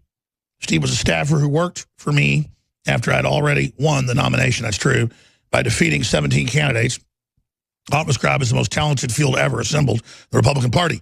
Now that he is on his own, this does read like the president, by the way, Steve is learning what winning isn't always as easy as I make it look. Steve had very little to do with our historic victory, which was delivered by the forgotten men and women of this country. I've said that to Bannon myself because he tried to make himself like the leader. Yet Steve had everything to do with the loss of the Senate seat in Alabama held for more than 30 years by a Republican. Steve doesn't represent his base. He's only in it for himself. Steve pretends to be at war with the media, which he calls the opposition party. And he spent his time at the White House leaking false information to the media to make himself seem far more important than he was. It is the only thing he does well. Steve was rarely in a one-on-one meeting with me, and my only pretends to have had influence to fool a few people with no access and no clue, whom he helped write phony books. We have many great Republican members of Congress and candidates who are very supportive of Make America Great Again agenda. Like me, they love the United States of America and are helping to finally take our country back and build it up rather than simply seeking to burn it down. Developing. Well, that's Bannon saying burn down the establishment, so that's kind of a twist on that. We have not, again, pre-scripted any of this with Jack Posobiec. We're going to get his raw view on this. You were kind of like me this morning saying, well, this guy over here, this Wolf guy, is known as a BuzzFeed type guy. I mean, all over the liberals, conservatives say that he just makes stuff up. I mean, that's what he's known for, so let's not just believe this. But then now this is coming out purportedly by the president and is the top news story in the country. Jack Posobiec, you're a smart guy. What are you thinking? What are your sources saying? Alex, my sources are coming from all over the place today. This got hot and heavy early this morning when Drudge put his tweet up basically endorsing what Wolf had said in there. However, we do know that the sort of feud between Bannon and Drudge has been going on for many months now. I don't really know what kicked that off, but we definitely know that Drudge's coverage of Bannon, the man, not necessarily Breitbart, has always been uniformly negative. That being said, this guy Wolf, he's also out there claiming today that the president didn't want to win the presidency and no one on the campaign thought that he was going to win on election day. Baloney. Now, we know that that's been false. Sorry, go ahead. No, yeah. So I don't know if anyone's shown the president the fact that this guy Wolf actually has numerous excerpts of his book out today. I've gone and looked at, the media is only focusing on the ones about Steve Bannon because the media, and by the way, the media usually hates Bannon and calls him every name under the sun. Exactly. Now suddenly but a bunch of people are coming out saying that this is all fiction. Right. So this guy is known for taking things out of context. And I talked to one of my sources, and my source basically said that when Bannon said that, he was characterizing what the left's argument was, that he was characterizing the media and the left say this about Don Jr. and say this about the Russians and say this about Mueller, that he wasn't saying it himself. However, this guy Wolf took that part out of it that said he was talking about the left, not saying it from himself. Well, that's like when Der Spiegel was here, and like I often do if I allow Preston here, I buy him some barbecue. And I said, hey, come on in. We've got brisket, sausage, and chicken. And the guy goes, oh, you want me to see your sausage? Then they put it in the newspaper that I said, look at my sausage. So that's how they twist things. Right, exactly. So they're going to take whatever the most malpractice kind of reading, whatever, however badly they can take it out of context, they're going to take it that much out of context because they want this feud between Bannon and Trump. And Bannon, as a person, also represents, to a lot of people, sort of in the narrative, the media narrative, represents the base. They want to drive a feud between Trump and his base, and they look at driving a sort of wedge between Trump and Bannon as a way of doing that. Now, we all know that Trump has sources well outside of Bannon. He talks to lots of people in the base. He talks to lots of people directly. He goes on Twitter and talks to people. And that was my first reaction when I saw that there was a statement out from the president. I said, why didn't he tweet about it? He can tweet about Iran. He tweets about North Korea, that great button tweet yesterday that North Korea completely responded to. So why not tweet about the Steve Bannon thing? Why is there a release? Well, usually these statements, these releases are written sort of in a collective by the White House and then released officially. So it's not just directly coming from the president. This was clearly sitting and waiting. And they said, sir, probably 6 months ago, we've got to get a response ready in case something happens. It's been laying there and waiting. Right. So this thing has been, whether it was Bannon who said something or whether it was somebody else on the campaign who came out like David Bossie or Corey Lewandowski, anyone else who was at that high level, General Flynn, of course, was up there. Anytime there was bad news, they could just sort of take the name out, put another name in, and then put whatever incendiary comments they wanted. And hey, the president's a counterpuncher. So North Korea got to see that yesterday. Steve Bannon's getting to see it today.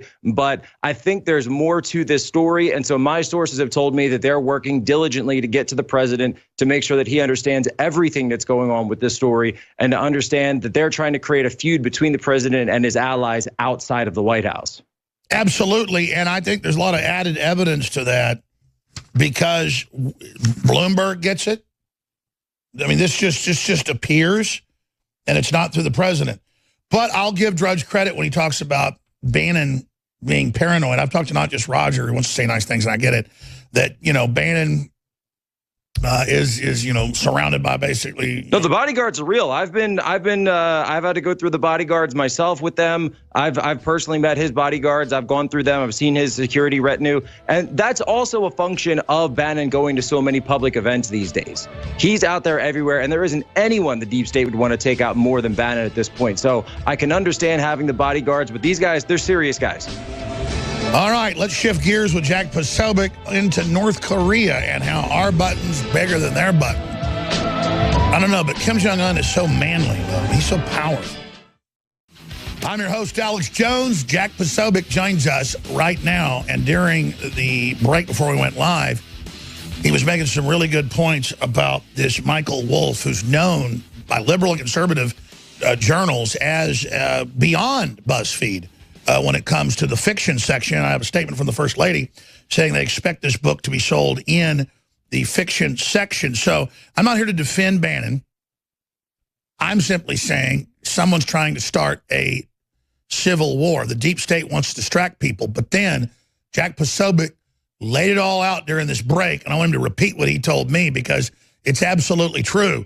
What's the one thing Donald Trump doesn't like to do? But this very writer, Wolff, says that Trump, in a big article he wrote, Donald Trump didn't want to be president. And then the people in the New York Magazine say he never said this is all fiction.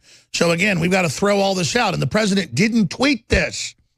The president didn't tweet this. This is just a statement that Bloomberg got. Jack, repeat what you told me. Right. So this guy, Matthew Wolff, who put out these quotes about Bannon today, well, he actually put out a lot of quotes. He's got numerous books excerpts that are coming out. And this is all about drumming up publicity for his book. He wants the left. He wants the resistance. He wants the Russia people. He wants them all to buy his book. So he's putting out all these excerpts from his book. And some of them we know to be false. One of the big ones, and New York Magazine is covering it like it's news. He says Donald Trump didn't secretly, I guess, didn't actually want to win the election. And your point, Alex, you were saying, yeah, that's why he did eight rally stops a day and was going all over the country, wouldn't stop, plane would land, do another one. But this guy is claiming that Trump didn't actually want to win. Well, we know that's false. And if we can prove that that's false, then does that mean that we should believe all of his statements about Steve Bannon? He makes statements about Kellyanne Conway. He makes statements about the First Lady and other people all throughout this book, apparently, and in these excerpts. So a lot of it seems like fiction to me, or highly, highly sensationalized. I could understand him saying that Trump wasn't sure if he was going to win, because the president himself said that he thought that it was a rigged system and that they were going to use all sorts of trickery to get him out. And they tried to. They tried many ways. They were talking about recounts. They were talking about voting machines. We all knew about this. But for him to take a statement like that and blow it way out of proportion, it sounds to me like that's what he's doing very much with these Bannon statements. And the media, of course, is catching on to that because they want to create this narrative that there's chaos, this narrative that there's division within the movement, is the next that Trump isn't doing well. This is the next Pissgate, is going to be book after book of just made up crap. That's clearly where this is going. And Stephanie Grisham, the communications director of the First Lady, because she supposedly quoted in here that he was going to lose and he wanted to lose. This book is filled with false and misleading accounts from individuals who have no access or influence with the White House. Participating in this book that can only be described as trashy tabloid fiction exposes their sad, desperate attempts at relevancy. This book is clearly going to be sold in the bargain fiction section. Ms. Trump supported her husband's decision to run for president and, in fact, encouraged him to do so. She was confident he would win and was very happy when he did. So that's what the press secretary and the spokesperson for the First Lady have had to say there, Jack. So that means that they're claiming that the book says that Melania didn't want Trump to win and didn't want Trump to run, if that's what she's responding to, which also makes no sense. She stated on numerous occasions that she urged him to. He even said at one point that he wasn't sure about running and that Melania Trump was the one that convinced him to run. So the book just, when he first announced, he went to Scotland for months, meditated, didn't want to hurt the family, didn't want to lose all the money. And she said, "You've got to do it. You've been so upset about what's happening." And he said, "Okay, I'm doing it because my wife wants me to."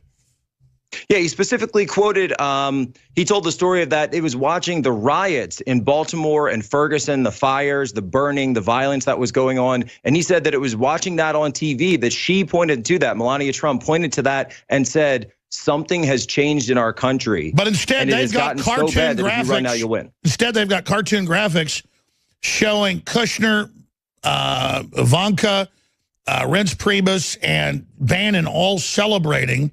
Pence doesn't know what to do. Trump is upset, and Melania is crying. This is the crap. Remember what the owner of major newspapers said, William Randolph Hearst, when he openly funded the fake graphics painted by Remington and others reportedly of the Spanish committing atrocities in Cuba to launch the Spanish Civil War. He said, "You supply the pictures, I'll supply the war." And that's what this is. They show you a picture of Trump and Melania upset and crying when they won. Total, complete horse manure. It looks like something out of Mad Magazine, not New York Magazine. It's fiction, it's parody, it's caricature. This is not real life. There is not one picture of that room from that night of anyone doing anything other than celebrating, slapping each other on the back, high fives. People were elated. I saw them right after that at the party. Nobody was upset. Now, let me look at some of these graphics, right? They've got graphics of him like in something out of the Democrats' wet dream. Well, that's subliminal. It's meant to look like a KKK robe, and he's eating a hamburger pissed. Right, with their CIA operative Anderson Cooper on the TV screen. Man, this is just because this was their day of defeat. This was their Waterloo. And so they take it and turn it into our defeat. They're upset they won. No! Right. The president of the United States, or Donald Trump, didn't want to be the president of the United States. I'd like to see them with Hillary's version of events from that night, because we all know that she had to be restrained that evening. We know that she had to be, that she wasn't allowed to be on stage. We first broke that she was literally completely drunk. You're absolutely right. But look, he's only delivered on his promises, too. That's why they're so pissed. Sorry, go ahead. No, he has only delivered on his promises. And if you look in just the past week and what we've seen from the start of the new year onwards, we've seen these massive uprisings in Iran that the president is completely supporting, as opposed to Obama, who basically said that we need to listen to the mullahs and we need to respect the results of the election in 2009. So he cut off the uprising of the people who wanted freedom in Iran. Then we saw the president talk about the North Korea and saying that he is going to use his big button. He is going to use his the American nuclear arsenal against North Korea, and ours actually works as opposed to theirs. And then immediately after that, Kim Jong-un orders the wartime hotline to be opened up with South Korea again for the first time in years. Well, let's expand on that. This shows us that even though Russiagate's fallen apart, they said you didn't vote for Trump. The Russians stole it. Now they say he didn't want to win. Well, that was the case. He would have rolled over to the establishment once he got in. Instead, he's risking his life, his treasure, everything, rampaging for America, delivering on so many fronts. I mean, it's incredible. And my conversations when he was candidate Trump and then elect president and then president some is all keep going. We're going to deliver. Guaranteed, Alex, we're going to win. I need you to work harder than ever. Believe me, I'm committed. I will not let you down. I mean, he's just somebody that always does that. That's who he is. He doesn't do something to lose. If he wanted to go and follow the establishment's agenda, he could do so every day. He wouldn't need to be tweeting about it. He wouldn't need to be fighting the media. He could just be doing whatever Mitch McConnell and Paul Ryan told him to. He'd have 100 bills passed, and they would all be pro-establishment. They would have people in L.A. George Bush Jr., which is what they want. They would have people in L.A. and blocking him on the highway he'd stop the car, get out, and jump down into culverts to get into the speech. But again, they say he didn't really want to win. And they say, I'm an actor, and I'm not real. Because they were going to put in court me as the Joker all going, take drugs, kids, they're good for you. And they went, no, he's being an actor. They're telling kids not to take drugs. They go, oh, look, his lawyers admit he's an actor. No, I was playing the part of a Joker saying take drugs, kids, so they wouldn't take drugs. It was an anti-drug, anti-fluoride, anti-toxin event. And again, they wanted to put that in court like I'm a raving lunatic. And they went, he's being an actor. But it doesn't mean I'm an actor now. It meant I was playing a part. Yeah, they're saying Trump's completely fake. That's something Howard Stern puts out ad nauseum. I'm not attacking Howard Stern. It's not true. That Trump never thought he'd win the presidency. And they just put it out. And now they've got a book out, Michael Wolff, claiming that Bannon hates Trump and he thinks that they're Russian agents or whatever. Just total made-up crowd. Even leftist publications are saying Wolff is basically a fiction writer. And now New York Magazine has a big graphic novel. It's not like the big graphic novel that was just put out yesterday, a few days ago, by the London newspaper, the Metro, that was a child sex manual for pedophiles, basically. No, it's not that piece of leftist art. It's Trump and Melania crying when he won. Even though I've talked to people in the room, they weren't sure they were going to win and thought they'd lose till about a little bit later. They were ecstatic and just couldn't believe it. But that doesn't matter that he did 8 stops a day. It doesn't matter he lost hundreds of millions of dollars of his own money, and all the pageants being canceled and people, selling their condos or leaving his golf course resorts or, all the rest of it and the thousands of lawsuits. No. And giving up the big TV shows and all of it. No, ladies and gentlemen, it's all fake. It's all a fraud. Simply incredible. And I've been ranting while Posobiec was talking. One of his mutual friends is Brent Smith. He was the creative director for the New York Times #1 best-selling Clinton Cash, a graphic novel, and he's put out several other graphic novels. DonaldJThump.com. DonaldJThump.com is the new one. It's got several books about Trump as a little blonde-haired bunny rabbit. Thump, the first 100 days, Timothy Lim and others, and Brent R. Smith, who joins us right now with the graphics and the rest of it. And it's a great book for adults. It's a great book for children. We're selling the book. We've got it bundled as well here with a one-off poster that's a collector's item, and we've got a big special on it. Both of these, the book, the graphic novel, which is glossily printed in high quality, and the poster are $29.95. That helps support us, helps support the whole operation. And it's pretty ridiculous to have me there with Donald Trump as a bunny rabbit. But the book explains it all, The Art of Infowars. So get the book, Thump, The First 100 Days, and Alex Jones, and Thump, The Art of Infowars, for a limited edition at InfoWarsStore.com. Everybody knows we had the Trump and Reagan limited editions by the famous artist whose art hangs at the Ronald Reagan National Library in California. And when we sold out of those a couple thousand, that was it. Well, this poster is a limited edition. The book isn't. So it's a very limited edition, InfoWarsStore.com. No reviews yet because it just went up for sale today. InfoWarsStore.com or 888-253-3139 to get Thump, The First 100 Days. And then we've got the poster, the glossy poster, that goes with it, America First in 1776, Infowars.com. We're going to go back and have him on, Brent Smith, who's been on with Jack Posobiec on his program, but I was interrupting Jack so much hurriedly because his points were so accurate. I'm mad at myself. Not that I did anything wrong.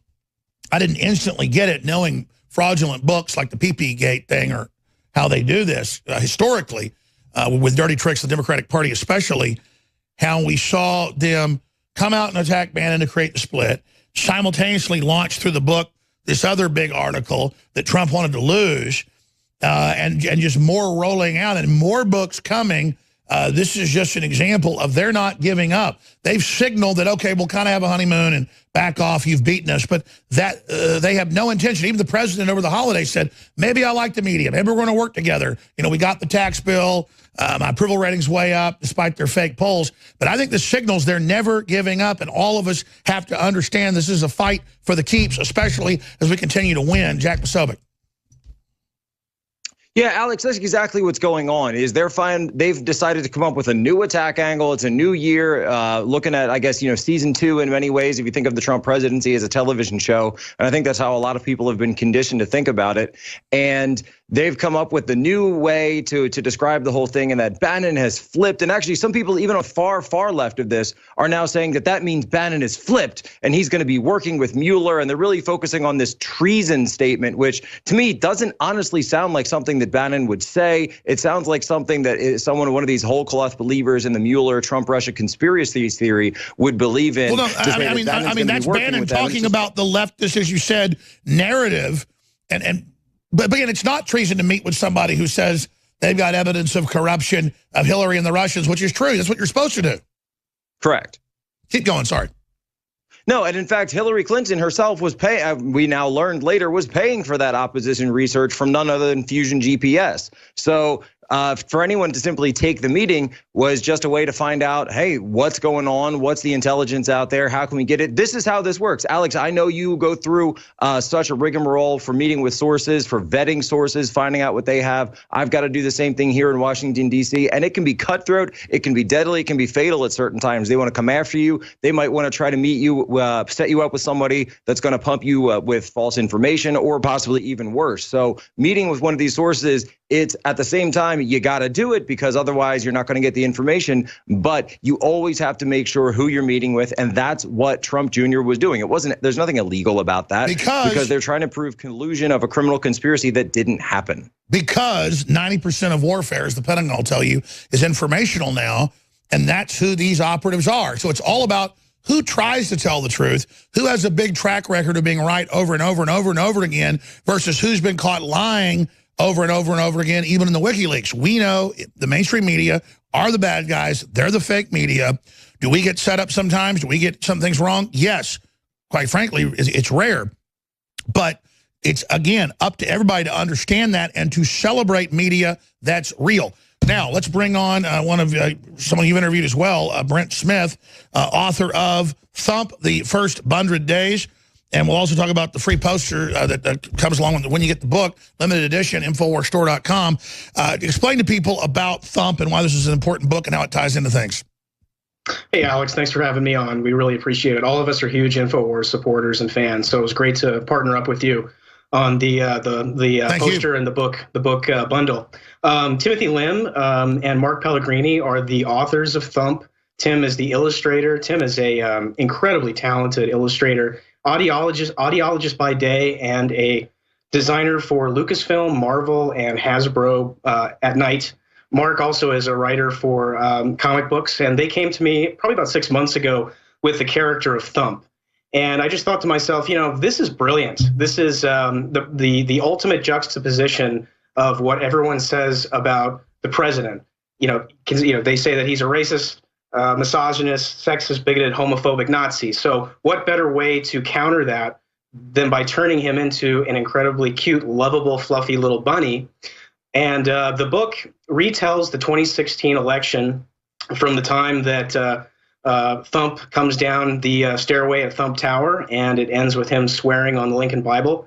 And I'm a big believer in that we're in a culture war. Andrew Breitbart famously said that politics is downstream from culture, And the same with Clinton Cash, a graphic novel. I'm really interested in creating pop culture for our side because the entertainment industry largely ignores the 64 million Trump voters out there. And this book, Thump, The First 100 Days, is basically a love letter to all the Trump supporters and to the president. It's something that we wanted. We wanted to be the first out with a pro-Trump pop culture book, considering that there is so much negative pop culture out there about Trump, from Saturday Night Live to Colbert to, I mean, the list just goes on and on. So we really wanted to come out with something fun and light, something that kids and adults, all Trump supporters, could enjoy.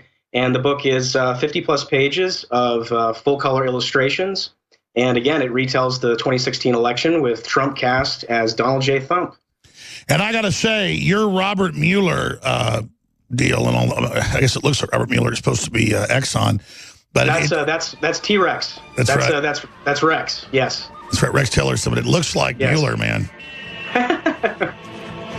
Well, is that actual photo of Mueller? Yeah, right. Wants to eat the Constitution and give all the uranium to the Russians. We'll be back to talk about Thump. Yeah, you want to trigger people, donate this to your library. Buy a couple copies, InfoWarsStore.com. We'll be back. Stay with us. Well, Brett Smith has worked on some of the #1 best-selling books graphically in the country and so much more, working with another amazing team of individuals who are some of the top comic book companies in the country. He's put together this new best-selling book, Thump, The First 100 Days. And again, that's Brett Smith joining us right now with Jack Posobiec, who's also interviewed him. You can go to their site and get the book if you want it with the poster, Alex and Thump, The Art of Infowars. It's a limited edition. It's going to only be running for a few weeks. It's available at InfoWarsStore.com or 888-253-3139. And we have free shipping store-wide still running today, so that will go with this deal right now. It's got to end in a couple days. We have had to pull the Myco ZX from 50% off because it's about to sell out and for months. So we're going to coast out with it at full price for a couple weeks. We're going to have to stop the Secret 12 methylcobalamin vitamin B12, highest quality. That's 50% off. Secret 12, again, is a great, great product. Survival Shield's absolutely essential, 50% off.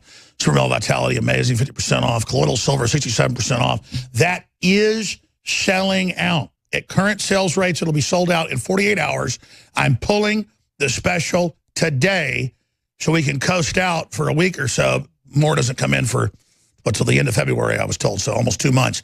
InfoWarsStore.com, InfoWarsLife.com. These products are high quality, whether it's books, T-shirts, videos, air filtration, water filtration, whatever's the best out there. I either go out and private label it or I develop it with top companies. But Supermel, by the way, is excellent. A lot of people love it. And these formulas are all different for different people. I can't even take Alpha Power. I said, I want the strongest, most potent stamina, libido, energy, normal, healthy testosterone booster there is. And this is the strongest on the market. But I'm going to tell you right now, folks, I'm not kidding. It's all seen as safe by the FDA and the rest of it. But I'll tell you right now, you need to only take like half a capsule the first time to see what's going to happen because I mean, I don't want to get graphic. When I hit 40, I went to the doctor. They had blood work and everything. And they said, hey, you're 40. You want some Cialis and Viagra or whatever? I said, I don't have a problem. They said, oh, but whatever, it's fun here. You know how the medical doctors are. They just push everything. I said, sure, I'll take some. Well, Viagra made me see blue, okay? And it did have the effect they said. It was ridiculous, but not very good. Not much. But it was mainly just maybe where I had like high blood pressure and couldn't really see right. Cialis kind of went on vacation and, whatever. With my girlfriend at the time, wife. I don't want to get graphic here, but the point was, it was like, wow, it's like more of a stimulant. I'm just telling you right now, Alpha Power, in my personal experience, is like 50 times that. So I can't take it, all right? I mean, I set out with the formulators. I said, I want the hydrogen bomb, okay? And it's not even meant for libido. That's what everybody notices about Supermel. And quite frankly, I just take Supermel. Okay, I can't even take Alpha Power, I'm being honest with you. I just can't take it. So InfoWarsStore.com. Enough about that. I'm just being honest with the audience. Now, stamina, energy, I can't take Supermel all the time because I'm already an aggressive person, okay? And it's cold pressed, some of the same things. Alpha Power is just way, way, way, way, way, way stronger. So again, be careful. 50% off both of them. It's about to end. Getting back to both of you gentlemen, Brett Smith of DonaldJThump.com. Getting back to Jack Posobiec, I love how it's so triggering to show Trump as this loving little sweet bunny instead of Satan incarnate like they're saying. Jack, you want to comment on this? Brett, jump in. Free for all.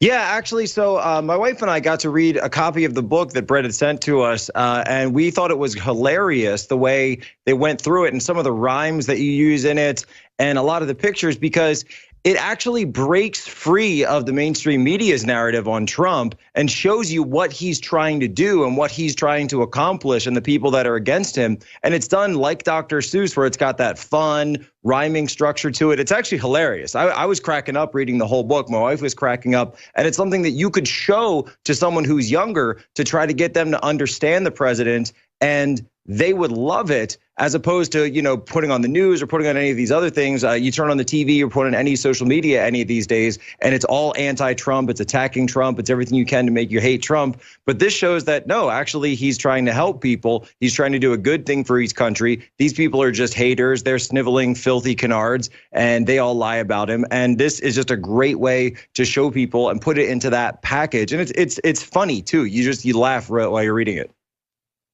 Yeah, the writing's brilliant. Mark did a great job. My buddy Colin Medine came in and did a little bit of work on the back end. And Tim's illustrations are just absolutely beautiful. In fact, Scott Adams recently said that Tim is his favorite illustrator. And Scott's been very supportive of course, that's Dilbert. Yeah, exactly. So that was a pretty amazing endorsement. Wow. Coming from Scott. So endorsed by Dilbert. Endorsed by Dilbert. Yep. Well, and the other thing is, you know, we're never going to win a culture war unless we actually create some culture. No, this is genius. By the way, I want to sell all the bunny rabbits and stuff you sell for my kids and everybody. I don't want to just sell this. You guys didn't. Well, that's what we've got right here. We've expanded our line to Thump plush toys, and we are selling these on Thump Tower Gift Shop, which is has a link on our website donaldjthump.com. And yeah, we're going to send you one of these, Alex. I'm going to mail this to Nico so he can pass it along to you.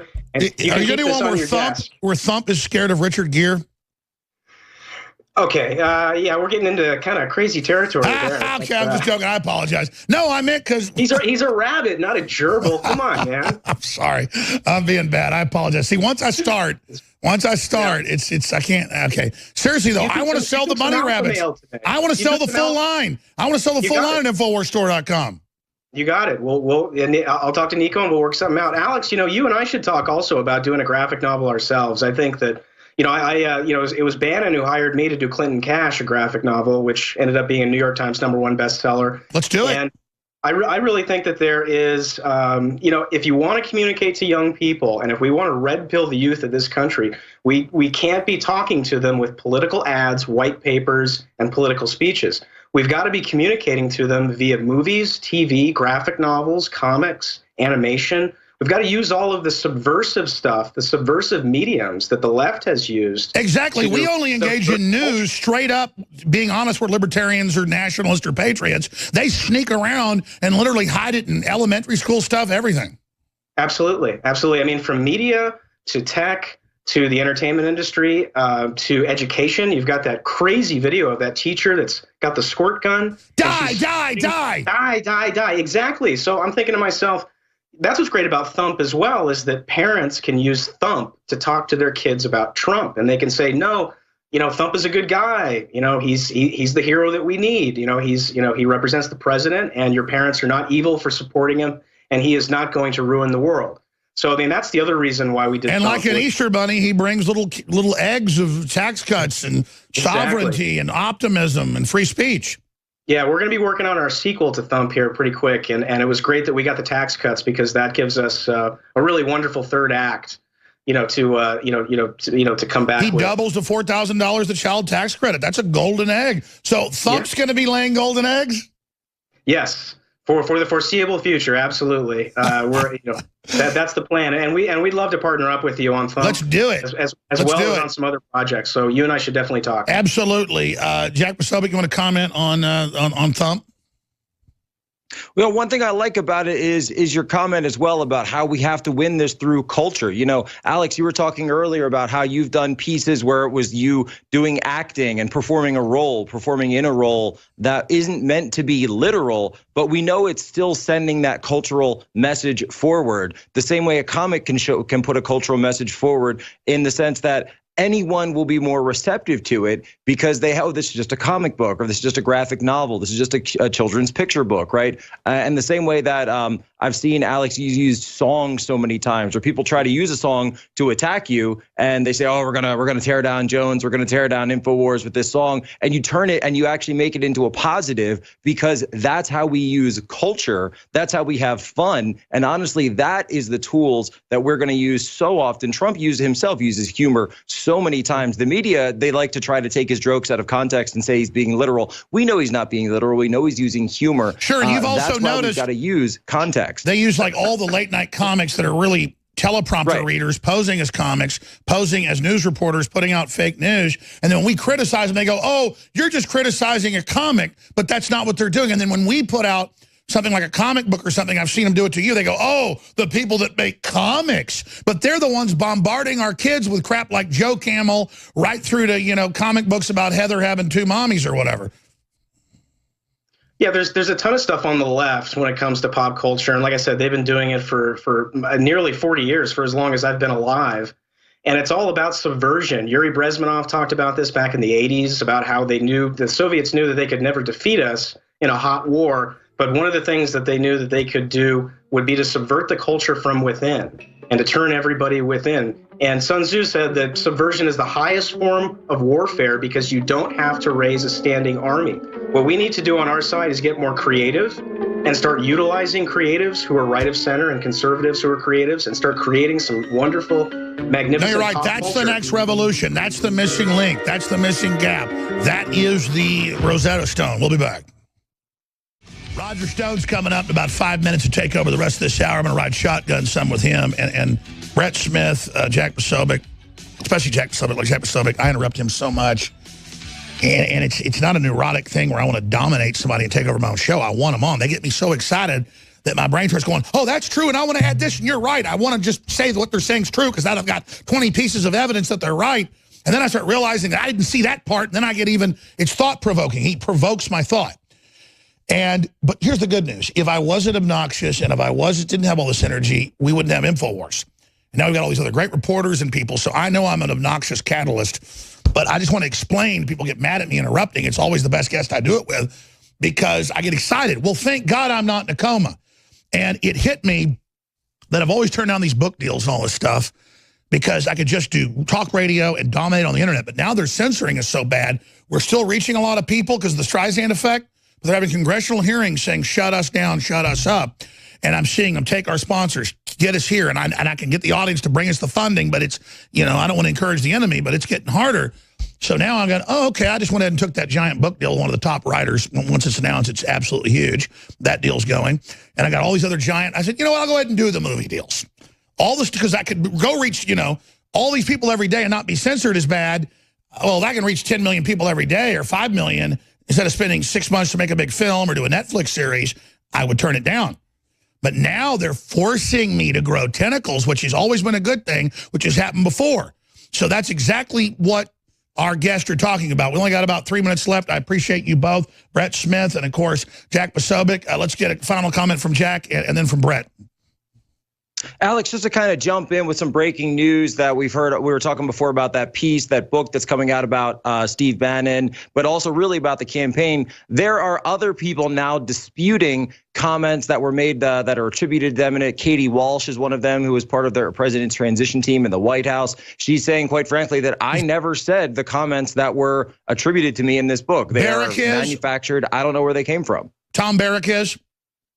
Yeah, Tom Barrack is, a whole group, the Melania Trump, President Trump, probably Don Jr. very soon. So we're waiting to hear back if Bannon's going to dispute it, but it wouldn't surprise me since everybody else is saying that these quotes are false, that they're disputing it. Also, breaking news, I just saw it that it does look like Paul Manafort is going to be filing a lawsuit against Robert Mueller. This is breaking, literally just saw the headline from one of my sources, but this is going to be huge, and I'm sure that Roger will have more on this coming up. Well, let's give some credit to the source if it's been publicly announced. Who's giving you the intel that Mueller's being sued?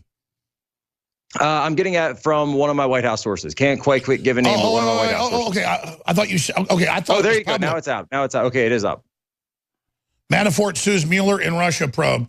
Well, you know, they did this whole fake amicus brief with no evidence against Roger, who's being sued. And the president, why not strike back with this? I mean, I'm not a litigious person, but I've got the lawyers all lined up right now to go completely ape.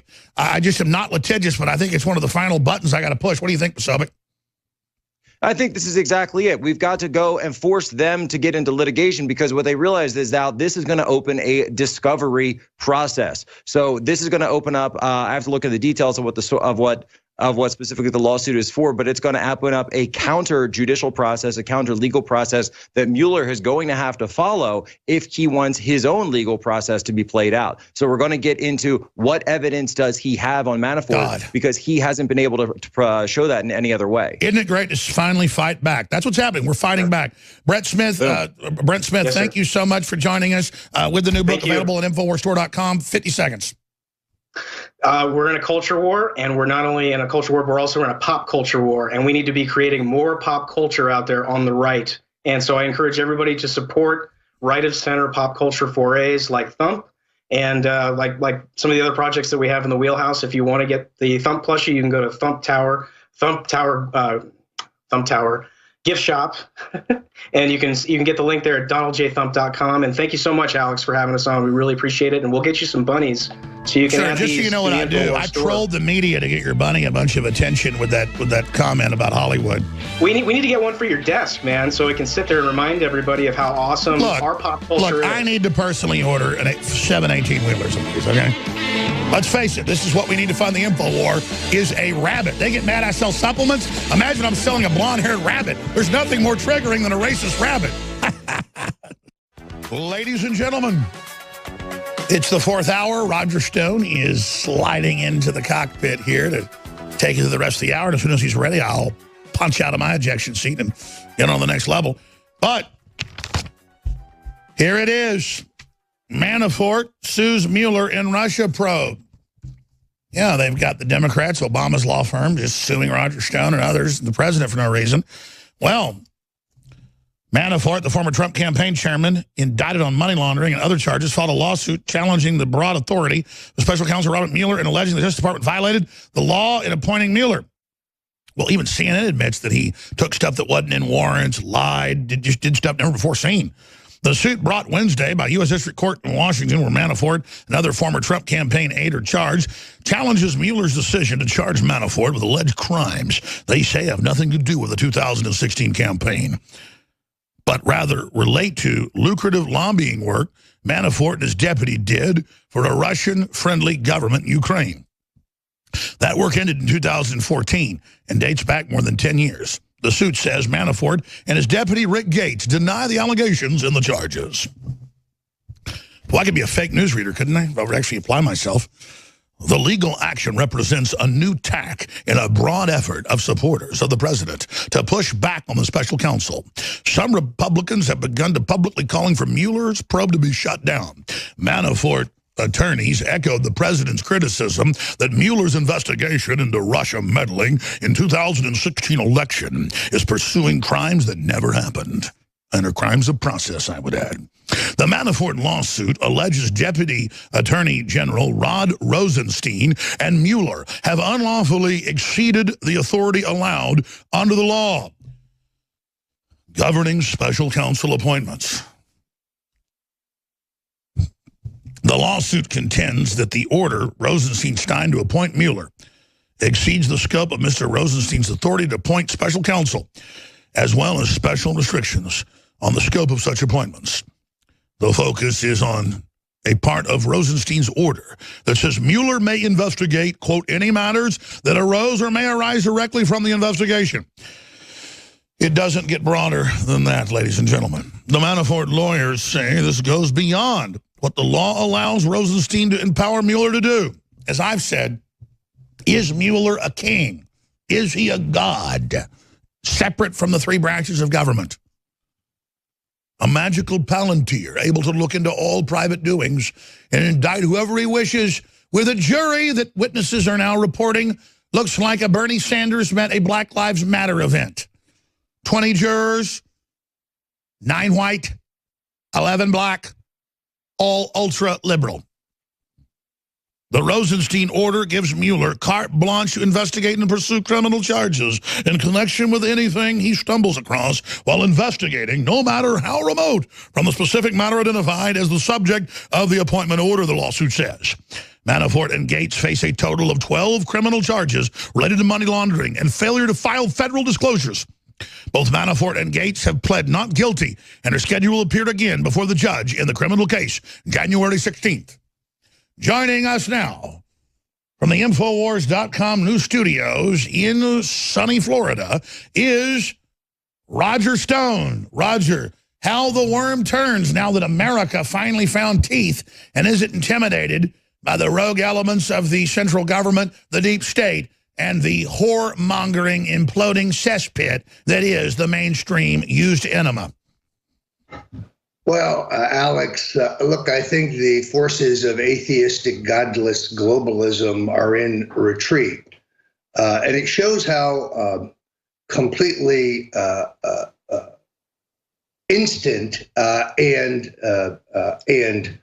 potentially extraordinary our political environment is. In politics, a day is a lifetime. Just the revelations of the last 3 months about Mueller, the FBI corruption. You could write about it for 1,000 years. It's really extraordinary. And juxtapose that with a surging stock market, record unemployment, even with the phonied up statistics. With these enemies trying to block the giant, big, juicy, delicious, as Robert Duvall says in Network, it's a big you-know-what hit. I mean, it's a big, juicy, black gold, giant success. Get out the way. Get out the way. Sorry. So the establishment, as we know, in the last year, whipped up a phony hysteria about Russian collusion. It was essentially like it was red baiting. It was warmongering. It was fear mongering, but it had no basis in fact or truth. As we know, this was the brilliant idea of John Podesta. Aware of the fact that he and his brother and Bill and Hillary and others in the deep state had made multi-millions selling America's interests out to the Russians, they decided to accuse Trump of it. You were among the first in the country to point this out.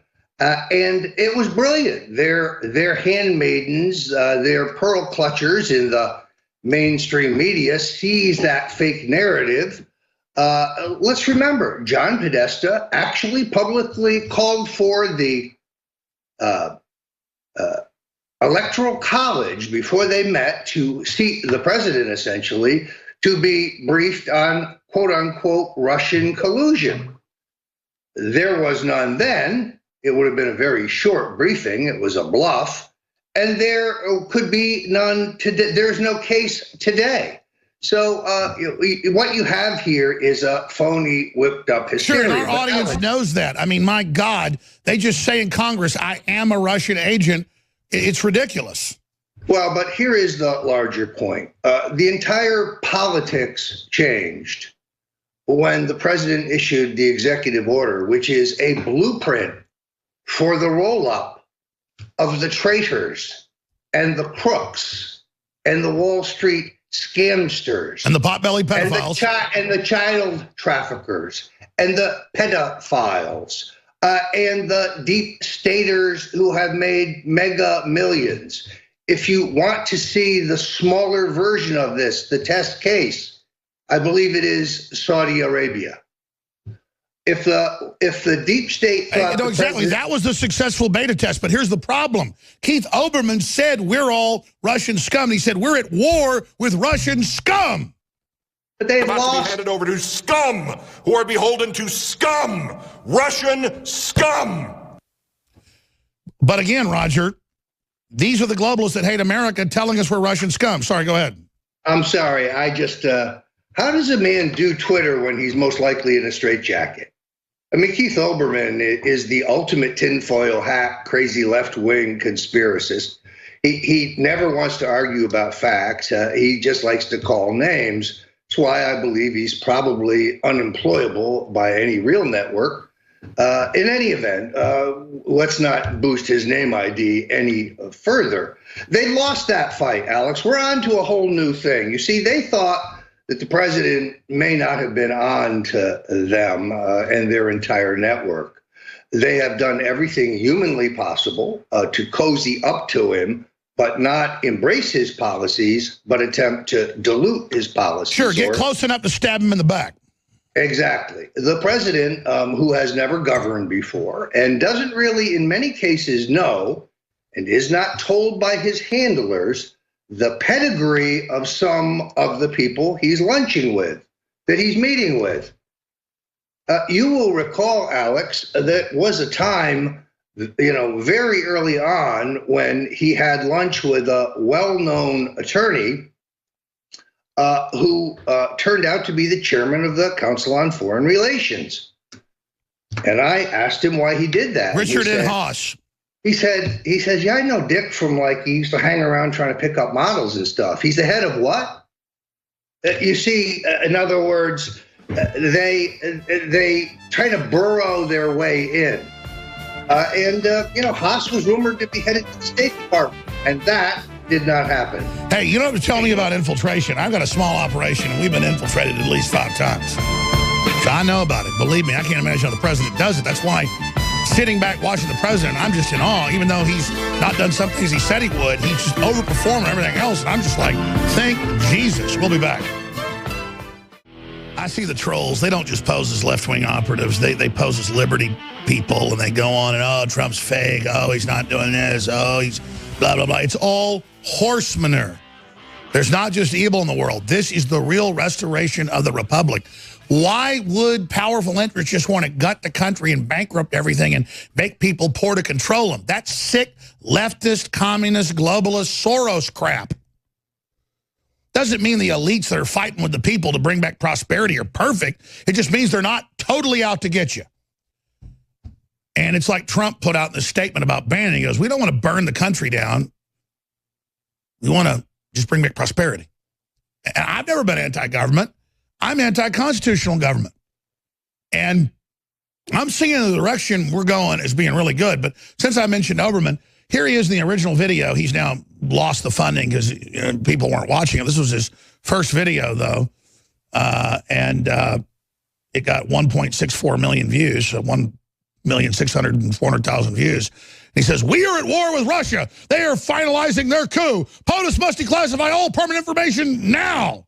Well, they released it all. It was all horse crap. It was Hillary in bed with the Russians. And the Russians were like a guy that bought America once a month. I mean, the Chinese are like, going to the pimp, the Democrats, and like having rape sex with us every 5 minutes. I mean, the EU, the globalists, the big banks, Bezos was raping us every few hours. The taxpayers. I mean, the Russians are the scapegoat because they're the only group out there that's thrown the globalist out. But now it's spreading, see? So when they say it's Russia's fault, I mean, we got to give Russia some credit in a minute with Roger Stone, who's going to then take over. But here is the beginning of the famous Russian scum video. We are at war with Russia. Or perhaps more correctly, we have lost a war with Russia. No, you're at war with me, baby. We are no longer a sovereign nation. We are no longer a democracy. We are no longer a free people. We are the victims of a bloodless coup. So far, a bloodless coup. See that flag? That's your war with. By Russia with, at best, the traitorous indifference of the Republican Party and Donald John Trump, a man who, to borrow a phrase from another December long ago, will live in infamy. In 5 weeks' time, unless desperate measures are taken, we will hand over the government to a man who lost the popular vote by more than Woodrow Wilson or Jimmy Carter. Because he stole 6 states. A man whom the Russians wanted to run our country for them, a man whom the Russians got to run our country for them, a man for whom the Russians interfered with our elections, which if we did it to another country would be described as an act of war. And in this country, we have conceded defeat. Some experts, John Kasich's strategist, John Weaver for one, have compared this to Pearl Harbor. Even the hard-right ex-Congressman Joe Walsh says Republican silence will be tantamount to treason. Some others, too, have proved courageous. Trump, self-destructive to the last, issued a childish statement mocking the CIA. All right, that's enough of this. Roger, I'm going to turn the broadcast over to you. This is the crap, because Keith Olbermann says it a year ago. They then just say in Congress, well, Jones is run by the Russians and blah, blah, blah. Meanwhile, the economy surging back. The military is expanding. Trump's sending heavy weapons to fight the Russians. I mean, I think he's been manipulated, or they're not following his orders into a war with Russia. I actually don't. I want to be friends with Russia. But, I mean, Trump's in a more aggressive stance right now to Russia than even Obama was. It's just all literal horsemanner.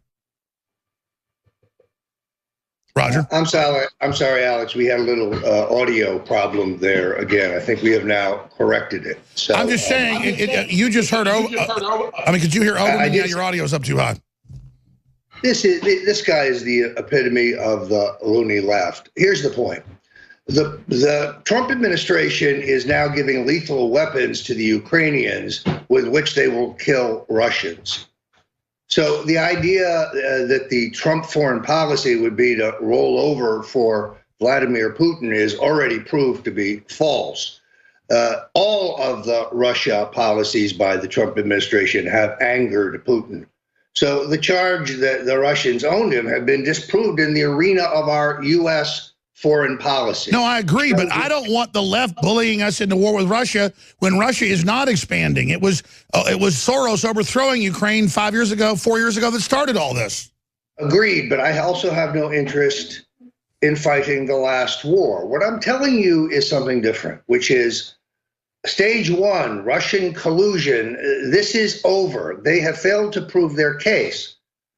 They are prepared to remove the president by any means or ruse or rationale possible, including the 25th Amendment, including impeachment, including the worst thinkable thing. Let's remember that Presidents Ford and Reagan were both assaulted by gunmen. And of course, President John F. Kennedy was killed. And the deep state has been known, as I've written in several books, to be involved in these kind of desperate measures. We've already had 3 coups in America: a violent one with John F. Kennedy, a legal one with Richard Nixon, whose great sin was ending the war in Vietnam, opening the door to China. So you're saying you smell an attempted coup, be it 25th Amendment or be it by bullets. Which one do you think's the next phase? It would be irresponsible to talk at length just to try to cast hyperbole, but I think it's fair to say that they've played out their Russia hand. What you see when the nation and intellectual liberals, honest, perhaps from our point of view, misguided liberals who are not corrupt people, just misguided, realize that the Russia Gate thing is an attempt to stifle anybody with an alternative opinion. I mean, I don't get to go to Fox or CNN very often because I will argue with their BS Russian collusion nonsense, and that's the last thing they want. But it's a battle they have lost. The establishment was hoping that Donald Trump would continue to sit back and passively wait for them to try their next ruse to take him out. 25th Amendment, impeachment, some illicit process charged by the two-party neocon hitman, Robert Mueller. Mueller, of course, gave the first legal job he ever had to Rod Rosenstein, the current de facto attorney general, and the two of them have a lethal path mapped out for this president.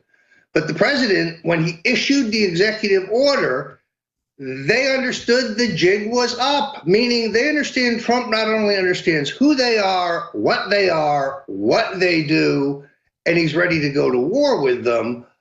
It is a dagger to the throat. They thought he was going to just sit there and wait for their next attempt to take him out. They tried in the recount. It didn't work. They tried in the Electoral College. It didn't work. They whipped up the Trump is crazy line. We reported it and predicted it first here at Infowars. And despite all that, the real polls show them with about a 60% approval rating because they oversampled Democrats 15 points. Gallup and others have got them at like 45. So does Rasmussen. So Trump is winning. When Roger takes over on the other side, he's going to break down what the next attack will be. Because, ladies and gentlemen, as we've said over and over again, if the New World Order and the globalists want to kill prosperity, want to have us all for their slaves, they're going to have to go through us first. And if they want to fight, they better believe they've got one. Spread this live link right now. Be part of the revolution. Welcome back to the Alex Jones Show. I'm your host, Roger Stone. First of all, I want to thank many of the Info Warriors and the freedom-based audience for the nice reviews and comments, compliments about my 2017 International Best and Worst Dressed list. This project gets harder and harder every year. Many people don't understand that while fashion is fleeting, fashion is what's popular at this moment, style is enduring and timeless. Men's ties can become thin or they can become wide. Women's skirts can go up or down. That's all fashion, but the dark blue, navy blue, double-breasted blazer with military buttons or the little black cocktail dress for a woman will always be in style. So it's extremely difficult to look across the globe and see men and women of a true style because it cannot be a studied or consultant wardrobe driven thing. It has to be a personal vibe. It's what the Italians calls sprezzatura. It's the sense that you haven't thought at all about what you're wearing. You just threw something on, and as you dashed out, you looked amazing. Well, if we scroll here, you can see this is a tradition that we took over from a gentleman named Earl Blackwell. Mr. Blackwell of Hollywood was a columnist, had a syndicated column, and he was a Hollywood designer himself. And his criticism could be withering, and his praise was extraordinary. And presence on his yearly release, Best and Worst Dressed list, could make or break a starlet or an athlete or a socialite or even a businessman. And like Blackwell, we tried to go outside television and entertainment celebrities to find real people who were particularly well turned out, who dressed in good classic taste at all times. This is a greater endeavor than one might expect. There are those who made the list. There are those who begged to make the list and didn't. There are those who get honorable mention and may make the list in future years. This isn't ideological or political. I have liberals on the list. I have Democrats on the list. This is about good taste and the basics of style. Look good, feel good, as we put it in Stone's rules. Let's show the Infowars the list, and I'll do a little commentary about how I derived some of these choices. Can we throw up the there we go. So there's one right off the top. Kimberly Guilfoyle of Fox News, who is one of the most gracious, extraordinarily intelligent women I've ever met. Guilfoyle, an attorney and former prosecutor who won a number of high-profile cases with her completely memorized summation before a jury, who excelled in her law school, in her academic career, and today is one of the smartest analysts at Fox News, is one of the extraordinarily best-dressed women you've ever met. She has that insouciant sprezzatura style, as the Italians say, and seeing her in a black turtleneck sweater, tight black leather jeans, and the appropriate boots is literally breathtaking. She is as well-dressed in formal wear as she is in a little cocktail dress, deserves her position on the list. My friend Milo somehow fuses a punk, radical, but chic look, but he looks equally as dashing in a double-breasted Savile Row, nicely cut suit, or an extraordinary nice blazer and jeans. He looks good in formal wear. He looks in good as a punk rocker. He's the only person I know who can purposely dress over the top, but he never looks clownish. It always works, and that is a feat. He goes to our lifetime achievement in this thing.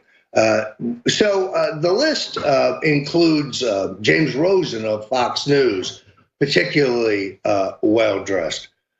We have, of course, our own Owen Schroyer, who made the list. Now, Owen dresses for the millennial generation, but he's got an uncanny, this appears to be last year's list, gentlemen. I don't want to jump the shark here with the control room, but there we go. There's our Owen Schroyer, pardon me. Indeed. Owen has got a great style. I don't know how he does the 3-day scruff. Never seems to shave, but it's a look that works for him. I may develop a product for the Infowars store where you get stuff you can put on that looks like an Owen Schroyer 3-day scruff thing, because it's very big among the millennials, particularly with great hair, as Owen has. But he deserves to be on the list. And yes, sadly, he replaced Jake Tapper this year. Let's continue going through Lena Dunham. I mean, you can almost. This woman looks like she is shopping in dumpsters or Salvation Army or perhaps thrift shops. It is not well put together. It's really. She must be robbing hobos in the street for their garments. It's that bad. This is her second year on the worst dressed list. The list again, though, we have, as I indicated, we had a number of Fox folks here deserve to be on the list. We elevated Judge Andrew Napolitano to the Lifetime Achievement Award some years ago. We'd be remiss about not pointing out that CNBC's Larry Kudlow is the individual with the most years on the list, having moved to Lifetime Achievement. Let's give them a nice photo of our friend Larry, who deserves kind of a special mention. There you go. Josh Mankiewicz of NBC. Shannon Sharp, I don't agree with his politics, but I do like the cutting edge of his clothes. He cuts a great swath, as they say. The New York restaurateur Kenny Oretsky, famous of Oren and Oretsky's, a longtime hangout of Donald J. Trump, sometimes with his attorney Roy M. Cohn. He is in the pantheon of the greats. So we had a lot of fun with the list. Now, let's go back to the top here, if we may, because we have some earlier discussion of the origins. In any event, this is among the favorite things I do at the end of each year. I had a terrific swing through Austin as the list was coming together.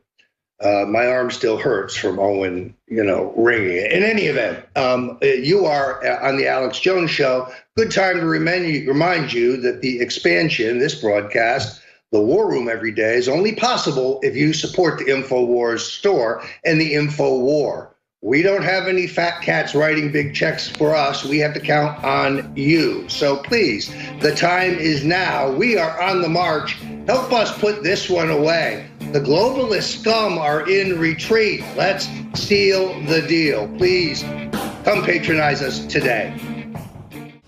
Ladies and gentlemen, Owen Schroyer here for Infowars.com and the Alex Jones Show, and we've got breaking news right now. I just ran into the studio to break this here on the Alex Jones Show, and then I'm going to pitch it to Roger Stone and get ready for the War Room, where you can join Roger and myself at 3 o'clock Central at Infowars.com/show. Fire at Bill and Hillary Clinton's Chappaqua, New York house. You heard me correctly. Fire reported at the Clintons' house in Chappaqua. That is a confirmed fire. You had crews on the scene. Apparently the flame and the blaze have been extinguished now. It was on the second floor of the main compound in the multi-home compound they have there in Chappaqua. Fire at the Clintons' house. So with all of this being exposed, the deep state, Hillary Clinton's Uranium One scandal, all the scandals inside of the Clinton campaign, the rigging of the DNC, them trying to rig the Maine presidential election, were they perhaps trying to get rid of some evidence and maybe set off an alarm that alerted the fire department? I don't know, Roger. A lot of intrigue around this story. Fire reported, fire confirmed, multiple crews on the scene at Bill and Hillary's Clinton's Chappaqua house. Roger, we're going to have more of this on the War Room. I pitch it to you. Thank you very much. I think it's important to note that the very first race for political office that I really managed included Chappaqua in the district, where I helped a patriot named Jack Hicks Beach take out a liberal Republican in the primary who was our county legislator, a fellow named Bradley Bowl. So I have a long time familiarity with the political infrastructure and the community leaders in the Chappaqua area. I saw this report. I did not take it to air because I had received a text message I now believe to be a hoax, telling me that I should confirm with the Newcastle police because claims of a fire in the Clinton home are fake news being sent to you, being put out to set you up. We have now, you have confirmed that the Newcastle police have confirmed that this is a real story. So I'm delighted that you broke it. When you burn hard drives in your bedroom, it probably puts out a toxic smoke. But the Clintons, as we know, are epic criminals. My book, The Clintons' War on Women, is a veritable blueprint of their mass corruption. They're selling out America's interest to the Chinese for campaign contributions, to the Russians. Their epic greed for money that has made both Bill and Hillary individually now worth just south of $500 million.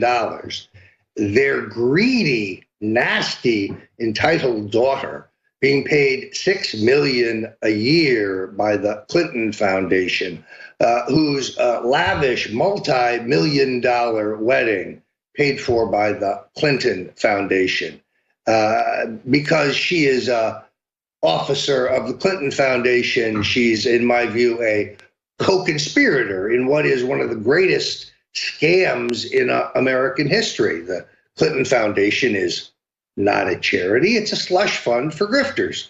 And in this case, it has been the vehicle for the facilitation of multi-million-dollar bribes and buying American foreign policy for big shekels. It's an epic story of criminality. Bill's sexual assaults on women. The mainstream media tried to tell us, oh no, it's those are Bill's indiscretions. Those are his infidelities. That's not fair game. That's their private life. No, the issue, as brave women like Juanita Broderick proved, Kathleen Willey, Paula Jones, many of them proved by being strong and speaking the truth, Bill was a serial sexual assaulter and rapist. But more troubling, the woman running for president against him had been the chief cover-up officer, the facilitator of the effort to silence these women. It was Hillary, as David Brock revealed in his book, who hired the heavy-handed private detectives and the nasty lawyers to threaten and bully and intimidate these women, killing their pets, having them followed to intimidate them, being threatened on the streets, having their car windows broken, having their homes broken into, a veritable terror campaign. And at the center of that is Hillary Rotten Clinton. She's an advocate for women. Oh, and no, indeed, she's a tormentor of women. So the fact that the Clintons would destroy evidence in their Chappaqua home is not surprising. Look, Bill Clinton, we know, made multiple trips, not only on pedophile Jeffrey Epstein's luxurious plane, but as Sean Hannity has pointed out, to his orgy island in the U.S. Virgin Islands, where there were many underage girls. No one ever saw what Bill Clinton did. There was no direct eyewitness testimony. But given his history, what do you think the odds are? In any event, this is suspicious, to say the least, but it reminds us again the lengths to which the Clintons would go to cover their crimes. I mean, we're at a point where, incredibly, the FBI agent who questioned Cheryl Mills and Hillary's Walker, Huma Abedin, regarding the email server, and gave them immunity for that conversation where they both lied anyway, turns out to be the same agent who essentially entrapped General Mike Flynn. The government listens to Flynn's conversations. He's under full surveillance. And then they put together a list of questions, and they have an agent shock him at his office in a raid in the morning, no lawyer present, and they trip him up in a process crime. Not that he committed perjury, that he lied to an FBI agent. A setup of a great patriot. It was not until the Trump legal team threw Flynn over the side that he decided to plead guilty and stop fighting for his president. Mike Flynn and everybody in the Flynn family is still loyal to the president and the Trump administration and his agenda. But they are bewildered, and they're hopeful that at the right time, the president will consider a pardon. Let's see where that road goes. Owen, are you still with us? Okay, I apologize. So, moving along, we spoke about the significance of the executive order, and it really has, in my view, completely changed the entire Washington game. The elite now know that Trump knows exactly who they are and what they have done. Who drafted this order, who had the president sign it, and how much the president is involved in the day-to-day effort. This is clearly a declaration of war. The ruling elite sees what's happened in Saudi Arabia, and they know that it can happen here. There's a record number of high corporate CEO sudden resignations, similar to what we saw at Google, as the forces of justice begin to focus on some of the likely criminality of what has transpired. We are also, in the next segment, we will talk just a little bit about the controversy regarding the president's former chief strategist, Steve Bannon. He and the president in a public spat, both friends of mine, something I'm not happy to see but we will get into that. This is not about the influence or lack of Breitbart. The president's constituency is loyal to him because he is a Donald Trump. He is unique. He is one of the kind. There is no Karl Rove in Trump world.